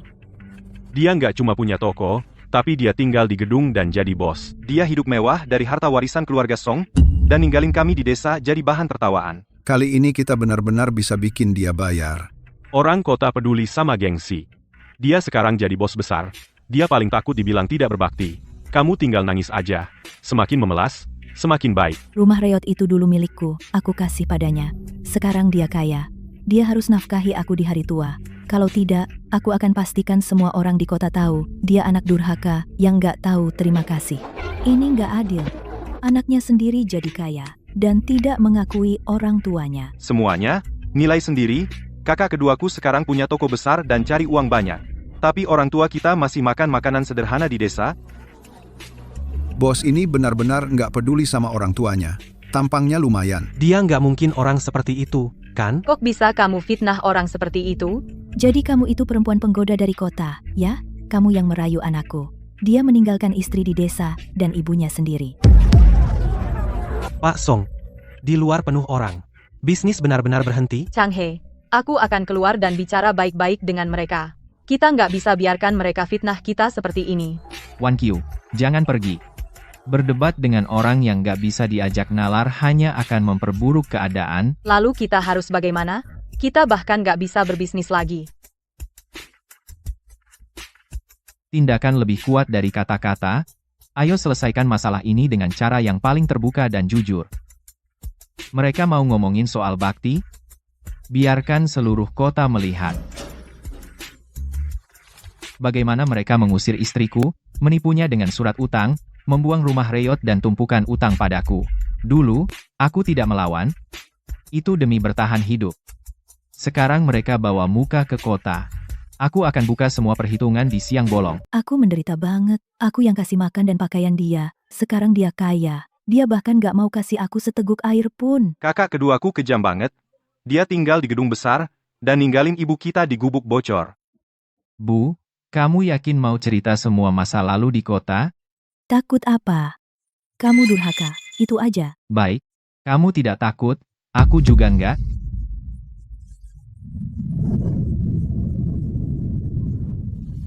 Pak Direktur, saya mau beli halaman penuh besok di City Daily. Pak Song, mau pasang iklan apa? Bukan iklan. Saya mau terbitkan surat terbuka untuk orang tua saya. Ini perjanjian pembagian keluarga lama. Surat hutang yang saya dipaksa tanda tangani, bukti kepemilikan rumah lama, dan kesaksian saksi-saksi desa. Pak Song, skandal keluarga ini di koran nggak bisa mundur lagi. Mereka memaksa istri dan anak saya masuk ke rumah bocor dan rusak. Mereka nggak pernah mikir buat ambil balik. Saya ingin semua orang lihat jelas rumah yang disebut warisan leluhur itu diberikan pada saya oleh tangan mereka sendiri. Yang mereka sebut tali kehidupan itu saya peroleh dengan nyawa saya. Saya taruh di samping halaman depan besok. Makasih. Kenapa kakak kedua nggak bereaksi sama sekali? Namu? Dia bisa apa? Dia nggak mungkin suruh tangkap ibunya sendiri, kan? Jangan lupa, dia punya perjanjian pembagian. Itu dulu banget, masih berlaku. Gak berguna buat orang lain. Berguna buat dia. Dia selalu punya rencana cadangan. Harian Provinsi, pemilik Changhe Clothing secara publik menanggapi rumor tidak berbakti. Orang tua, kakak, dan kakak iparku memaksa istriku menandatangani surat utang, memberi keluargaku yang bertiga rumah tua bocor di ujung desa. Jadi begitulah kejadiannya. Dan keluarga itu masih berani bikin masalah di toko? Itu mereka, kan? Mereka mengusir anaknya. Sekarang dia sukses besar, mereka datang mengakuinya. Tidak tahu malu. Semua tercetak hitam putih di koran. Dia benar-benar menerbitkannya. Bajingan itu. Dia ingin seluruh kota menertawakan kita. Secarik kertas ini. Malah jadi tamengnya. Kau menggiring mereka ke rumah reot itu, membebani mereka dengan utang, dan sekarang kau berani minta uang? Rumah itu sudah diberikan secara hukum secara tertulis kepada mereka. Apapun yang mereka temukan di dalamnya tidak ada urusan denganmu. Kalau mau cari masalah, aku akan buka hitungan. Sekarang, seluruh kota sudah melihatnya. Chang He, ibu tidak punya pilihan. Kakakmu luka kakinya. Adik ketigamu diskors. Keluarga kita sedang susah. Saat Xiao He demam, Siulan berlutut di depanmu minta $5. Kau lempar uang itu ke lumpur. Dulu, apa kau pikirkan kesulitan kami? Mulai hari ini, siapapun yang mencoba menggunakan bakti untuk mengikatku harus selesai membaca koran ini dulu. Siapapun yang datang padaku dengan harta keluarga harus baca dulu surat pembagian dengan jelas.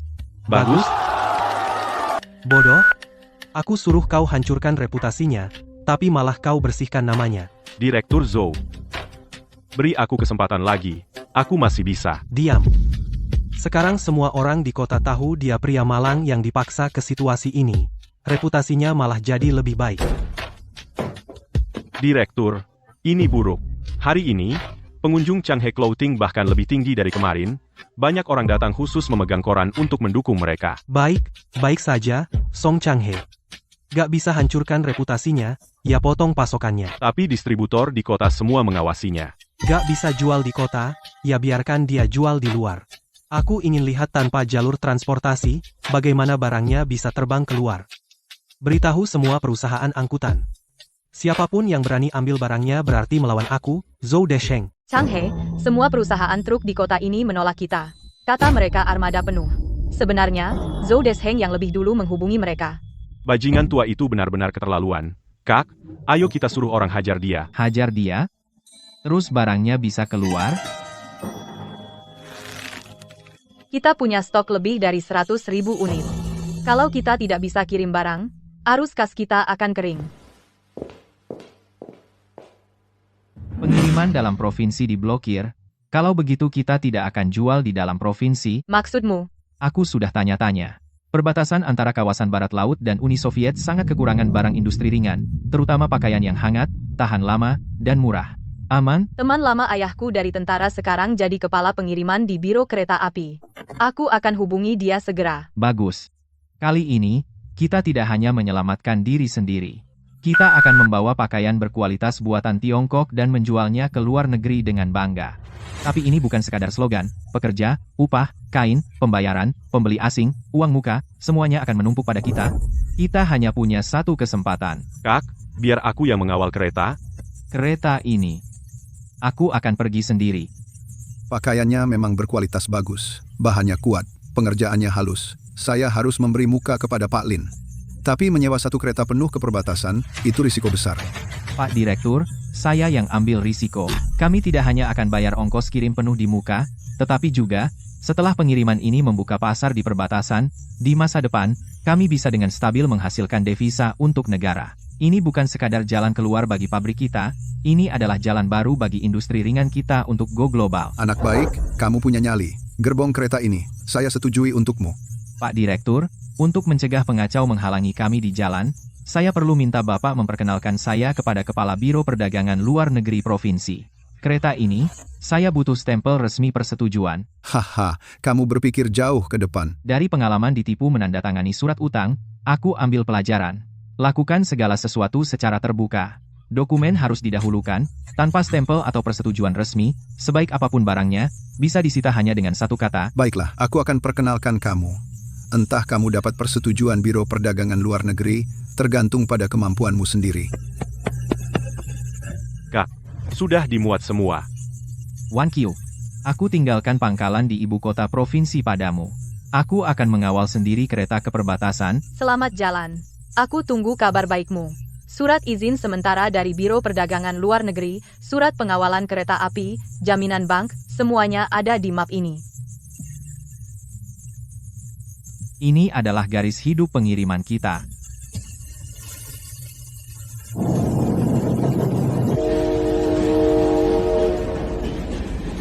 Bos barang Song Changhe sudah dikirim keluar provinsi. Perusahaan logistik mana yang berani terima kirimannya? Dia nggak lewat jalan darat. Dia punya koneksi di biro kereta. Dia sewa satu kereta barang penuh. Langsung ke barat laut menuju perbatasan Soviet. Katanya mau masuk perdagangan internasional.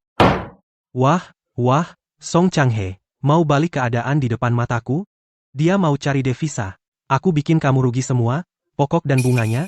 Hubungi pihak utara segera. Para kepala stasiun di sepanjang jalur transit, bilang ke mereka, dengan alasan apapun, tahan kereta ini. Bos, kalau pihak kereta tanya-tanya, Bilang aja barangnya nggak jelas asalnya, dicurigai jual aset negara, dan perlu diselidiki. atau kita pakai sumber dananya sebagai alasan, Dia kan suka pakai surat-surat buat tekan orang, biarkan dia di luar sana tunggu dokumen diperiksa lapis demi lapis, biarkan dia lewat batas kirim ke perbatasan, pembeli asing klaim ganti rugi, bank tarik pinjaman. Lihat aja dia masih bisa bersih apa enggak.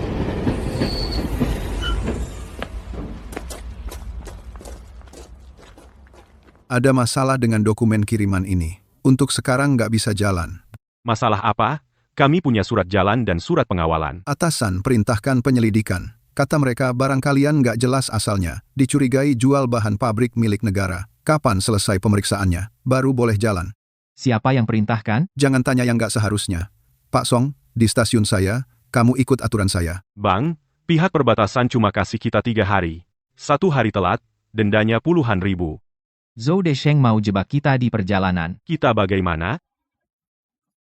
Dia bisa suruh orang hadang kita. Aku akan datangkan orang yang benar-benar punya suara ke meja. Bang, teleponnya nggak nyambung. Dan kepala stasiun nggak mau lepasin kita. Kalau kita tunda terus, kita benar-benar nggak sanggup bayar kerugian. Semakin genting situasi, semakin kita harus tenang. Gimana kalau aku ajak beberapa orang dan kepung kantor kepala stasiun? Tidak. Dia menunggu kita bergerak. Kalau kita lakukan, meskipun barangnya bersih, mereka jadi curiga. Besok pagi, pertama pergi ke kantor kepala stasiun, serahkan dokumen langsung, catat pernyataannya langsung. Catat pernyataan. Buat dia sendiri yang ngomong, siapa yang suruh dia menahan kereta, apa dasarnya menahan? Dulu, keluarga Song pakai surat utang cap merah buat tekan aku, sekarang aku akan pakai dokumen resmi cap stempel buat lawan mereka. Bosong, main. Berubah pikiran, kamu bisa pergi kalau mau. Pertama, bayar biaya penanganan, investigasi, dan penyimpanan. Ini izin angkutan kereta api. Ini izin sementara dari Dinas Perdagangan Luar Negeri Provinsi. Ini jaminan bank. Pak Kepala Stasiun, beri aku alasan tertulis, jelaskan alasanmu menahan kereta ini. Kamu cuma menggertak. Bukan gertak. Aku mencatat ini. Sekarang jam 8.13 pagi, kamu bilang sumbernya tidak jelas, kamu menyita barang negara penghasil devisa, tapi kamu menolak memberikan dokumen tertulis. Pak Kepala Stasiun, aku catat itu. Pak Kepala Stasiun, Direktur Zhou bilang, kargo di kereta ini, biarkan busuk jadi besi tua di sini. Jangan khawatir. Tanpa tanda tangan saya, kereta ini pasti tidak akan pergi. Siapa bilang tidak akan pergi? Buka matamu dan lihat jelas. Ini izin khusus dari Dinas Perdagangan Luar Negeri Provinsi. Kamu berani menghentikan ini? Barang penting untuk devisa negara. Kamu pikir kamu menghalangi kiriman aku? Ini gaji untuk ratusan pekerja. Ini pesanan ekspor negara. Siapapun yang berani menyentuh, akan meninggalkan sidik jari.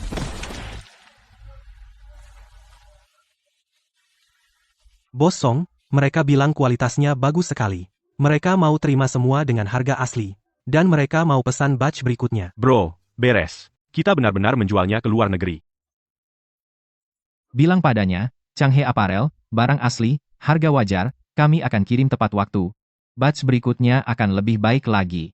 Bro, kita hampir dihadang di sepanjang jalan, tapi sepadan.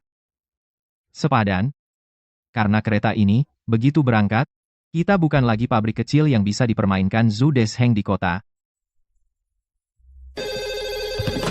Mereka menahan kereta, mereka mengambil barangnya. Direktur, ada yang salah. Kepala stasiun transfer dan orang kita semua ditangkap polisi kereta api. Barang Song Changhe sudah sampai di perbatasan. Mereka tidak hanya menutup kesepakatan, mereka juga dapat pesanan lanjutan. Direktur, distributor provinsi kita dengar bahwa Changhe Apparel membuka jalur ekspor mereka semua minta pengembalian. Gudang penuh sampai meledak. Arus kas hampir kolaps. Song Changhe, kamu, orang kampung yang keluar dari rumah Reyot, beraninya kamu melampaui aku?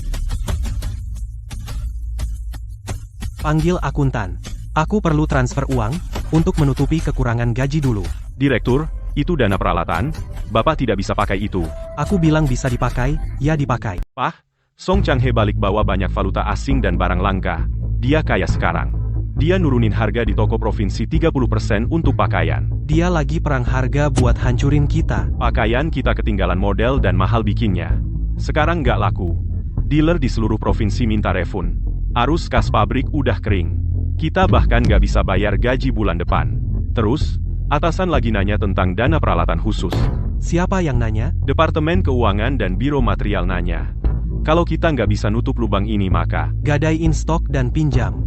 Kalau kita lewatin ini, aku masih bisa balikin keadaan. Pak, nggak ada yang berani pinjemin lagi. Semua orang tahu kalau Changhe Apparel udah hancurin kita. Changhe, perang harga itu brilian. Pabrik milik negara Zhou Desheng sekarang punya tumpukan stok segunung, benar-benar lumpuh. Mas, aku nemu sesuatu soal kasus yang Mas minta. Ini salinan suap Zhou Desheng dan catatan penggelapan aset negara, dan bukti perusahaan cangkang iparnya. Manajer stasiun transfer ngaku yang ngadang kereta kita juga disuruh Zhou Desheng. Ini bukan cuma persaingan, dia memperlakukan pabrik negara sebagai sapi perah pribadinya. Orang kayak dia nggak cuma rugiin aku, dia rugiin buruh pabrik dan aset negara. Changhe, buktinya kuat. Laporin dia ke komisi disiplin sekarang. Kasih dia pukulan fatal.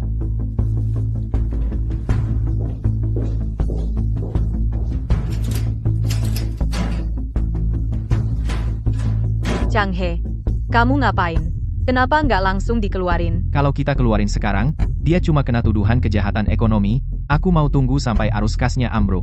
Tunggu sampai dia buat nutup lubang, menggelap dana publik lebih banyak, dan bikin kesalahan besar. Kalau orang udah putus asa, dia tunjukin sisi terburuknya. Biar dia senang-senang dulu beberapa hari. Kamu udah tahu dari dulu dia bakal ambil langkah ini. Aku nggak tahu langkah mana yang dia ambil. Tapi aku tahu orang serakah yang udah kepepet pasti ambil uang yang nggak seharusnya. Keluarga Song juga gitu, Liu muka jerawat juga, Zhou Desheng juga sama. Jadi kita ngapain selanjutnya? Stabilkan harga, ambil alih pasar, pantau buku catatannya. Biar dia masuk penjara sendiri. Pak, dana khusus ini nggak boleh disentuh. Kalau atasan tahu, kita masuk penjara. Kalau kita nggak sentuh sekarang, pabrik nggak bisa bayar gaji besok. Kalau aku jatuh, kalian juga ikut jatuh. Song Changhe, kamu mau lihat aku jatuh, kan? Aku masih nggak percaya. Kamu pikir orang kampung kayak kamu bisa bikin aku, direktur pabrik negara, hancur? Changhe, kereta khusus kita ke perbatasan bulan lalu, semua pembayaran sudah dilunasi. Sekarang, untuk pangsa ekspor garmen provinsi, kita menguasai 80%. Bagus, 1Q, beritahu bengkel, produksi meningkat, tapi kualitas harus diawasi ketat. Setiap potong pakaian yang kita jual, mewakili kepercayaan rakyat kita tidak boleh merusak reputasi. Jangan khawatir. Aku sendiri yang mengawasi Departemen Kontrol Kualitas setiap hari. Di tempat Zhou Desheng. Mesinnya bahkan sudah berhenti sekarang. Dia benar-benar habis. Musuh yang kalah pun masih bisa berbahaya. Di saat seperti ini, kita harus lebih berhati-hati. Dokumen yang kau minta aku siapkan, perjanjian pisah dengan cap jempol merah, akta rumah lama, prosedur likuidasi bank, sudah kubuat salinan baru semuanya. Untuk perusahaan di ibu kota provinsi, 1 salinan di pabrik kota, 1 di pengacara. Semakin dekat kita ke akhir, semakin banyak orang yang akan menggunakan asal-usulku melawanku. Rumah reot itu diberikan kepadaku oleh tangan mereka sendiri. Pondasi ini harus diamankan.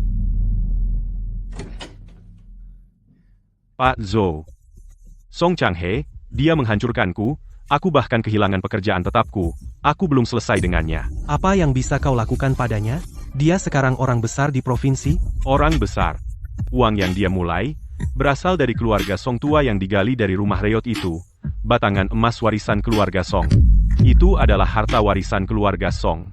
Itu bukan hanya milik Song Changhe sendiri. Kau mau pakai itu untuk menggigitnya lagi? Bukankah itu gagal sebelumnya? Menyerang harta warisan saja tidak cukup kejam. Kali ini kita ubah ceritanya. Katakan dia mencuci batangan emas itu dengan memalsukan catatan gudang, dan menjual gudang pabrik milik negara kain dan garmen. Lalu mengubah uang kotor itu menjadi pendapatan ekspor. Kita akan memalsukan beberapa pesanan keluar pabrik milik negara. Lalu kirim laporan ke Departemen Investigasi Ekonomi. Tuduh dia melakukan penggelapan besar, menjual aset negara, dan mencuci dana yang tidak jelas asalnya. Tuduhan ini cukup untuk memenjarakannya seumur hidup. Bagus, asal kita bisa menghancurkannya, aku yang sediakan uang, kau yang kerjakan. Bukankah dia suka menggunakan perjanjian pisah dengan cap jempol merah? Kali ini aku akan membuatnya rumah lama, batangan emas, pabrik, bisnis ekspor, dan perusahaan semuanya tidak mungkin dijelaskan. Hempehe. Kak, lihat saja kali ini bagaimana kau bisa membalikkan keadaan. Song Chang-he, kami menerima keluhan resmi. Perusahaan Anda diduga melakukan penggelapan dan penjualan kembali aset negara. Silakan bekerja sama dan ikut kami ke kantor untuk pemeriksaan. Pak, kami punya semua catatan barang kami, catatan produksi dan izin ekspor. Mana mungkin itu penggelapan aset negara? Ada masalah? Nanti kami tahu setelah diperiksa. Pak, saya akan bekerja sama dengan penyelidikan. Semua buku besar dan kwitansi perusahaan perjanjian pembagian keluarga dengan cap jempol merah dokumen likuidasi bank ada di brankas. Apapun yang Anda butuhkan, saya akan minta Direktur Lin menyerahkan semuanya kepada Anda.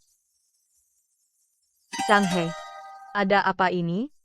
Barang kami semuanya dibuat tangan satu persatu di bengkel. Kok bisa dibilang penggelapan? Wan Qiu, jangan panik. Emas asli tak takut api. Kami menjalankan bisnis dengan integritas. Setiap gulung kain punya faktur yang sah, kami tidak takut dengan penyelidikan mereka. Kali ini, mereka mengincar harta warisan dan rumah tua Anda. Aku tahu. Dulu, mereka menipu Siulan untuk menandatangani perjanjian pembagian keluarga. Hari ini, itu akan menjadi bukti kuat bahwa saya tidak bersalah. Jaga perusahaan. Aku akan kembali. Dia ditangkap, bagus. Bagus. Anak durhaka ini akhirnya dapat balasannya. Begitu dia masuk pintu itu, dia akan merasakan sakit yang luar biasa. Perusahaannya akan segera jadi milik kita. Lawan aku, Song Chang-he, setahun lagi, kau akan mati. Uang yang dia gali dari rumah bobrok itu, kita bisa dapat bagian juga? Hampeha. Begitu dia dihukum, semua asetnya akan disita. Lalu kita klaim itu harta warisan keluarga Song. Bahkan jika dia mau mengingkari, dia tidak akan bisa. Hahaha. Kamerad Song Chang-he, kami menghabiskan sepanjang malam memverifikasi setiap detail inventaris dan aliran dana Anda. Prosedur Anda sempurna. Semua perdagangan lintas batas telah melalui persetujuan perdagangan luar negeri yang paling sah. Pak, kami pengusaha jujur. Setiap dolar yang kami hasilkan bersih, bisa diaudit. Bukan hanya bersih, tetapi Anda juga menghasilkan banyak devisa untuk negara. Kerja bagus. Mengenai surat pelapor dan surat perintah pengiriman yang disebut-sebut itu, Departemen Teknis sudah memeriksanya. Semuanya palsu. Ini adalah tuduhan palsu yang sangat jahat. Mengenai klaim dalam surat tentang penggelapan properti keluarga Song, perjanjian pembagian ini dengan jelas menyatakan bahwa rumah tua di ujung desa sudah lama menjadi milik Anda. Batang emas dicairkan melalui bank, sesuai prosedur. Tidak ada penggelapan ilegal. Dulu, saat mereka memaksa istri saya untuk membubuhkan sidik jarinya di atasnya, mereka mungkin tidak pernah menyangka bahwa suatu hari secari kertas ini akan menyelamatkan hidup saya. Kamerad Song, Anda boleh pergi. Mengenai penuduh palsu, kami akan menanganinya sesuai hukum. Pak, apakah Song Chang-he sudah mengaku? Kapan vonisnya? Song Changjiang, bukti yang Anda berikan telah diverifikasi sepenuhnya palsu. Anda diduga memalsukan stempel resmi badan usaha milik negara dan menjebak orang lain secara jahat. Bukan saya. Zhou Desheng yang menyuruh saya. Dia bilang, selama kami bersikeras uang Song Chang-he berasal dari sumber ilegal, kami bisa menjatuhkannya. Simpan itu untuk ruang interogasi. Bawa dia pergi. Rumah itu milik keluarga Song. Milik keluarga Song. Song Chang-he tidak bisa menguasai semuanya. Halo. Gimana? Bos, sudah selesai. Song Changjiang tertangkap basah. Polisi bilang dia memalsukan bukti dan memfitnah. Mereka sedang menginterogasinya sekarang. Sudah berakhir? Semua sudah berakhir. Pak Direktur, Komite Disiplin sudah datang. Mereka bilang mau mengaudit dana peralatan khusus dan akun perusahaan Cangkang. Chang-he, kamu akhirnya keluar. Bang, aku tahu kamu pasti baik-baik aja. Song Changjiang itu ditangkap lagi. Pantas aja. Aku baik. Tapi karena mereka sudah mendorongnya sejauh ini, saatnya kita menutup jaring. Wan Qiu, kembali ke kantor dan buka brankas. Kita sekarang bisa menyerahkan bukti tentang Zhou Desheng. Dia menggelapkan dana publik, kali ini, tidak ada yang bisa menyelamatkannya. Pak, ini direktur pabrik tekstil milik negara. Tahun-tahun Zhou Desheng menerima suap, menggunakan perusahaan cangkang untuk menjual kembali, dan menggelapkan aset negara semua buktinya. Kamerad Song Chang-he, terima kasih atas petunjuknya. Parasit-parasit ini, kami tidak akan mentolerir. Ini juga termasuk bukti perintahnya untuk menahan barang ekspor di stasiun transit, dan memalsukan bukti untuk menjebak perusahaan. Pabrik-pabrik bisa bersaing, tapi tidak dengan mengorbankan aset negara, penghidupan pekerja, dan pesanan perdagangan luar negeri sebagai alat pribadi. Kami akan membentuk tim investigasi segera.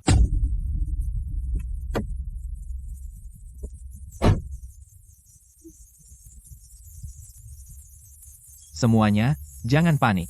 Zhou Desheng sudah tumbang, tapi pabrik tidak boleh runtuh. Perusahaan perdagangan luar negeri Changhe kita sudah mengajukan aplikasi merger ke pihak berwenang. Selama kalian mau bekerja, aku, Song Changhe, berjanji tidak ada pekerja yang akan dipecat. Saya, Song Changhe, berjanji tidak ada satupun pekerja yang akan dirumahkan. Bos Song, pabrik kami masih berutang gaji, mesinnya sudah tua. Apa kamu benar-benar mau mengambil alih? Aku merangkak keluar dari rumah bocor dan reyot. Aku tahu rasanya tidak punya makanan. Gaji yang Zhou Desheng utang padamu, akan aku lunasi dulu. Pabrik tidak akan berhenti. Pekerjaan kalian tidak akan hilang. Bagus. Changhe, pangsa pasar Zhou Desheng dan gedung pabrik sudah kita ambil alih. Sekarang, kamu sudah menjadi raja garmen terbesar di provinsi. Wan Qiu, ibu kota provinsi hanyalah batu loncatan bagi kita. Langkah orang-orang kita tidak boleh berhenti di sini. Dari rumah reyot itu sampai ke sini, kamu benar-benar berhasil keluar. Bukan hanya aku yang keluar, Siulan, Xiao He, Uzi, para pekerja itu, yang keluar bersamaku. Peralatan pabrik milik negara perlu upgrade total. Tunjangan dan kesejahteraan pekerja harus setara dengan kantor pusat kita. Kita harus bergerak secepat mungkin untuk menyatukan seluruh industri tekstil provinsi ini. Ayo kita bangun merek sendiri. Changhe, sekarang semua orang di provinsi memanggilmu Presiden Song. Kita benar-benar berhasil. Semua ini berkat semua orang yang bersatu padu. Wan Qiu, kamu juga sudah bekerja keras, pulang lebih awal dan istirahat, ya, aku sudah kirim surat ke Siulan.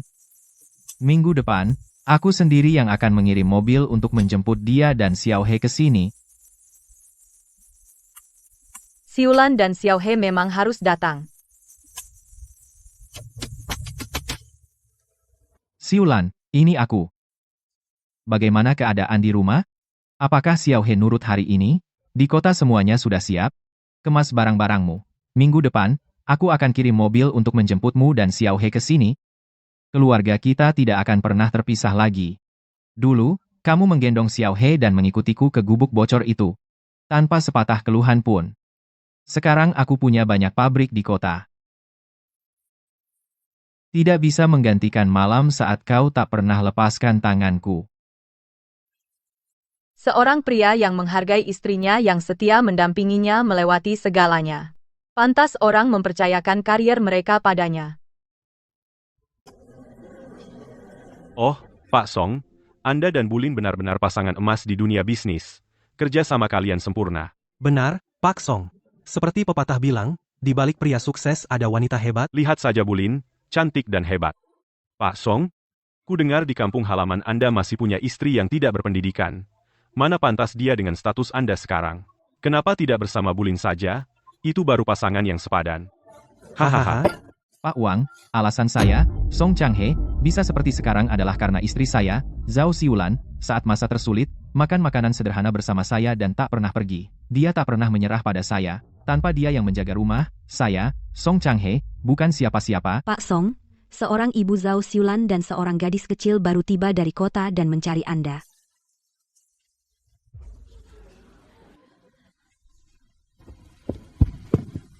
Biarkan saya memperkenalkan semuanya. Ini istri saya, Zhao Siulan, ini putri saya, Song Xiao He. Dulu, saya tidak punya apa-apa, saat saya diusir ke rumah bocor dan reyot. Dialah yang menggendong Xiao He dan masuk bersama saya. Sekarang saya berdiri di hotel kota provinsi ini. Dia pantas berdiri di samping saya, sedangkan Bulin, dia adalah mitra bisnis yang paling saya hormati. Dia juga wanita profesional yang mandiri dan luar biasa. Di antara kami, hanya ada persahabatan murni. Saya harap mulai sekarang, saya tidak ingin mendengar ada yang membuat lelucon tentang istri saya dan mitra bisnis saya seperti ini. Itu rendah. Itu tidak menghormati istri saya, dan menghina Bulin. Kakak ipar, Anda datang pas sekali. Pak Song baru saja membuat seluruh ruang perjamuan terpana. Saya tidak menyangka akan masuk ke dalam suasana seperti ini. Maaf merepotkan. Tidak apa-apa. Kakak ipar, saya selalu mengagumi Anda.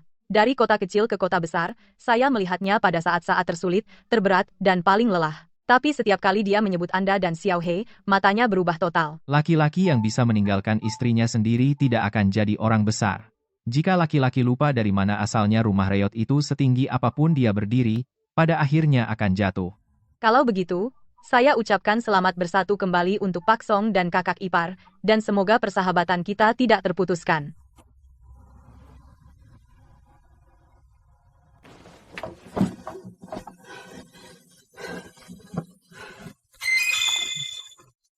Anak sulung pakai uang mahar beli jam palsu. Kakinya patah. Anak ketiga palsuin laporan buat jebak kakaknya. Kena 5 tahun. Orang tua itu jual semua yang bisa. Sampai atap bocor pun nggak ada yang perbaiki.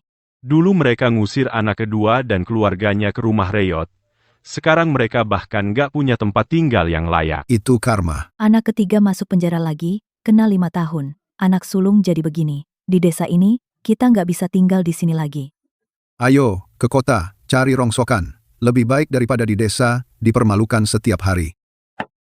Ayo, ke kota, ayo. Aku nggak percaya keluarga kita bakal kelaparan. Gubuk itu seharusnya jadi milik kita.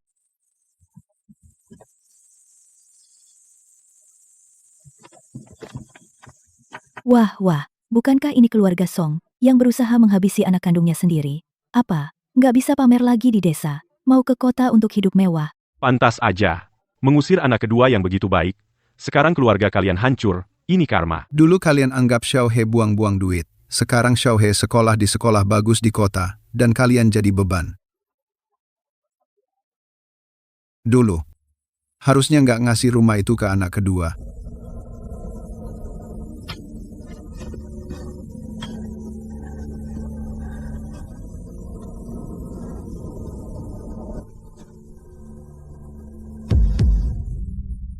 Chang He.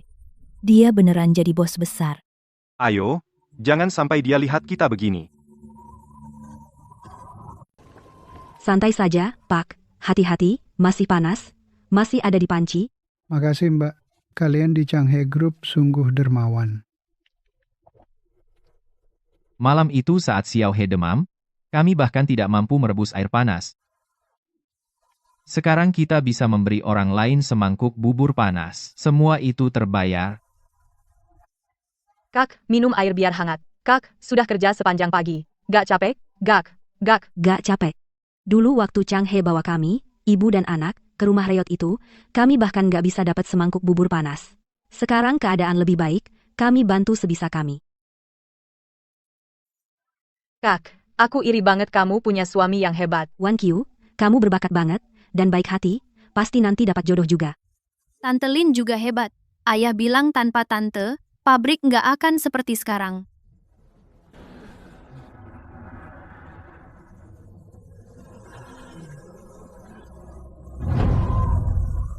Itu Xiao He? Kayaknya anaknya kakak kedua. Dulu kamu bilang dia beban. Bu, aku lapar. Aku hampir nggak bisa jalan. Hampir sampai. Ku dengar bosnya baik, buburnya kental. Kita dapat 2 roti kukus. Bubur ini dari anak kedua. Kakak, kasihanilah aku. Tambah 1 sendok aja. Kamu berani makan bubur kakak Chang He? Om Huzi. Xiao He. Pak, antri aja untuk bubur. Ada yang nunggu di belakang.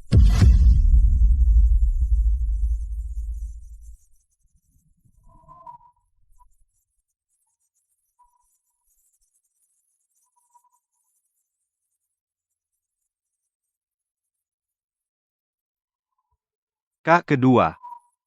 Chang He, mereka itu. MM. Mau? Semua yang datang hari ini dapat semangkuk bubur panas. Mereka sama saja, Kamu nggak benci lagi? bukan aku nggak benci. Aku cuma nggak mengakuinya. Siulan, malam ini makan malam tahun baru, Xiao He bilang mau makan apa? Gadis itu rakus banget, dia bilang mau masakan rebusanmu. Haha, oke, nanti aku rebuskan untuknya kalau pulang. Ambil dan pergi, jangan halangi orang di belakang.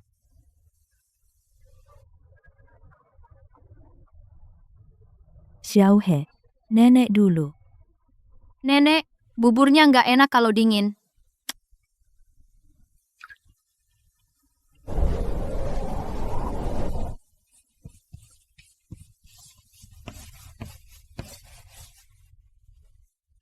Ini hal pertama yang diajarkan ayahku. Hari ini hal pertama yang aku ajarkan padamu. Dulu, orang tuamu bilang dia beban. Mereka buta. Dulu, kau gali batang emas dari rumah reruntuhan itu. Semua orang bilang itu adalah harta terbesar dalam hidupmu. Song Changhe, seumur hidupku, harta yang paling berharga bukanlah batang emas itu.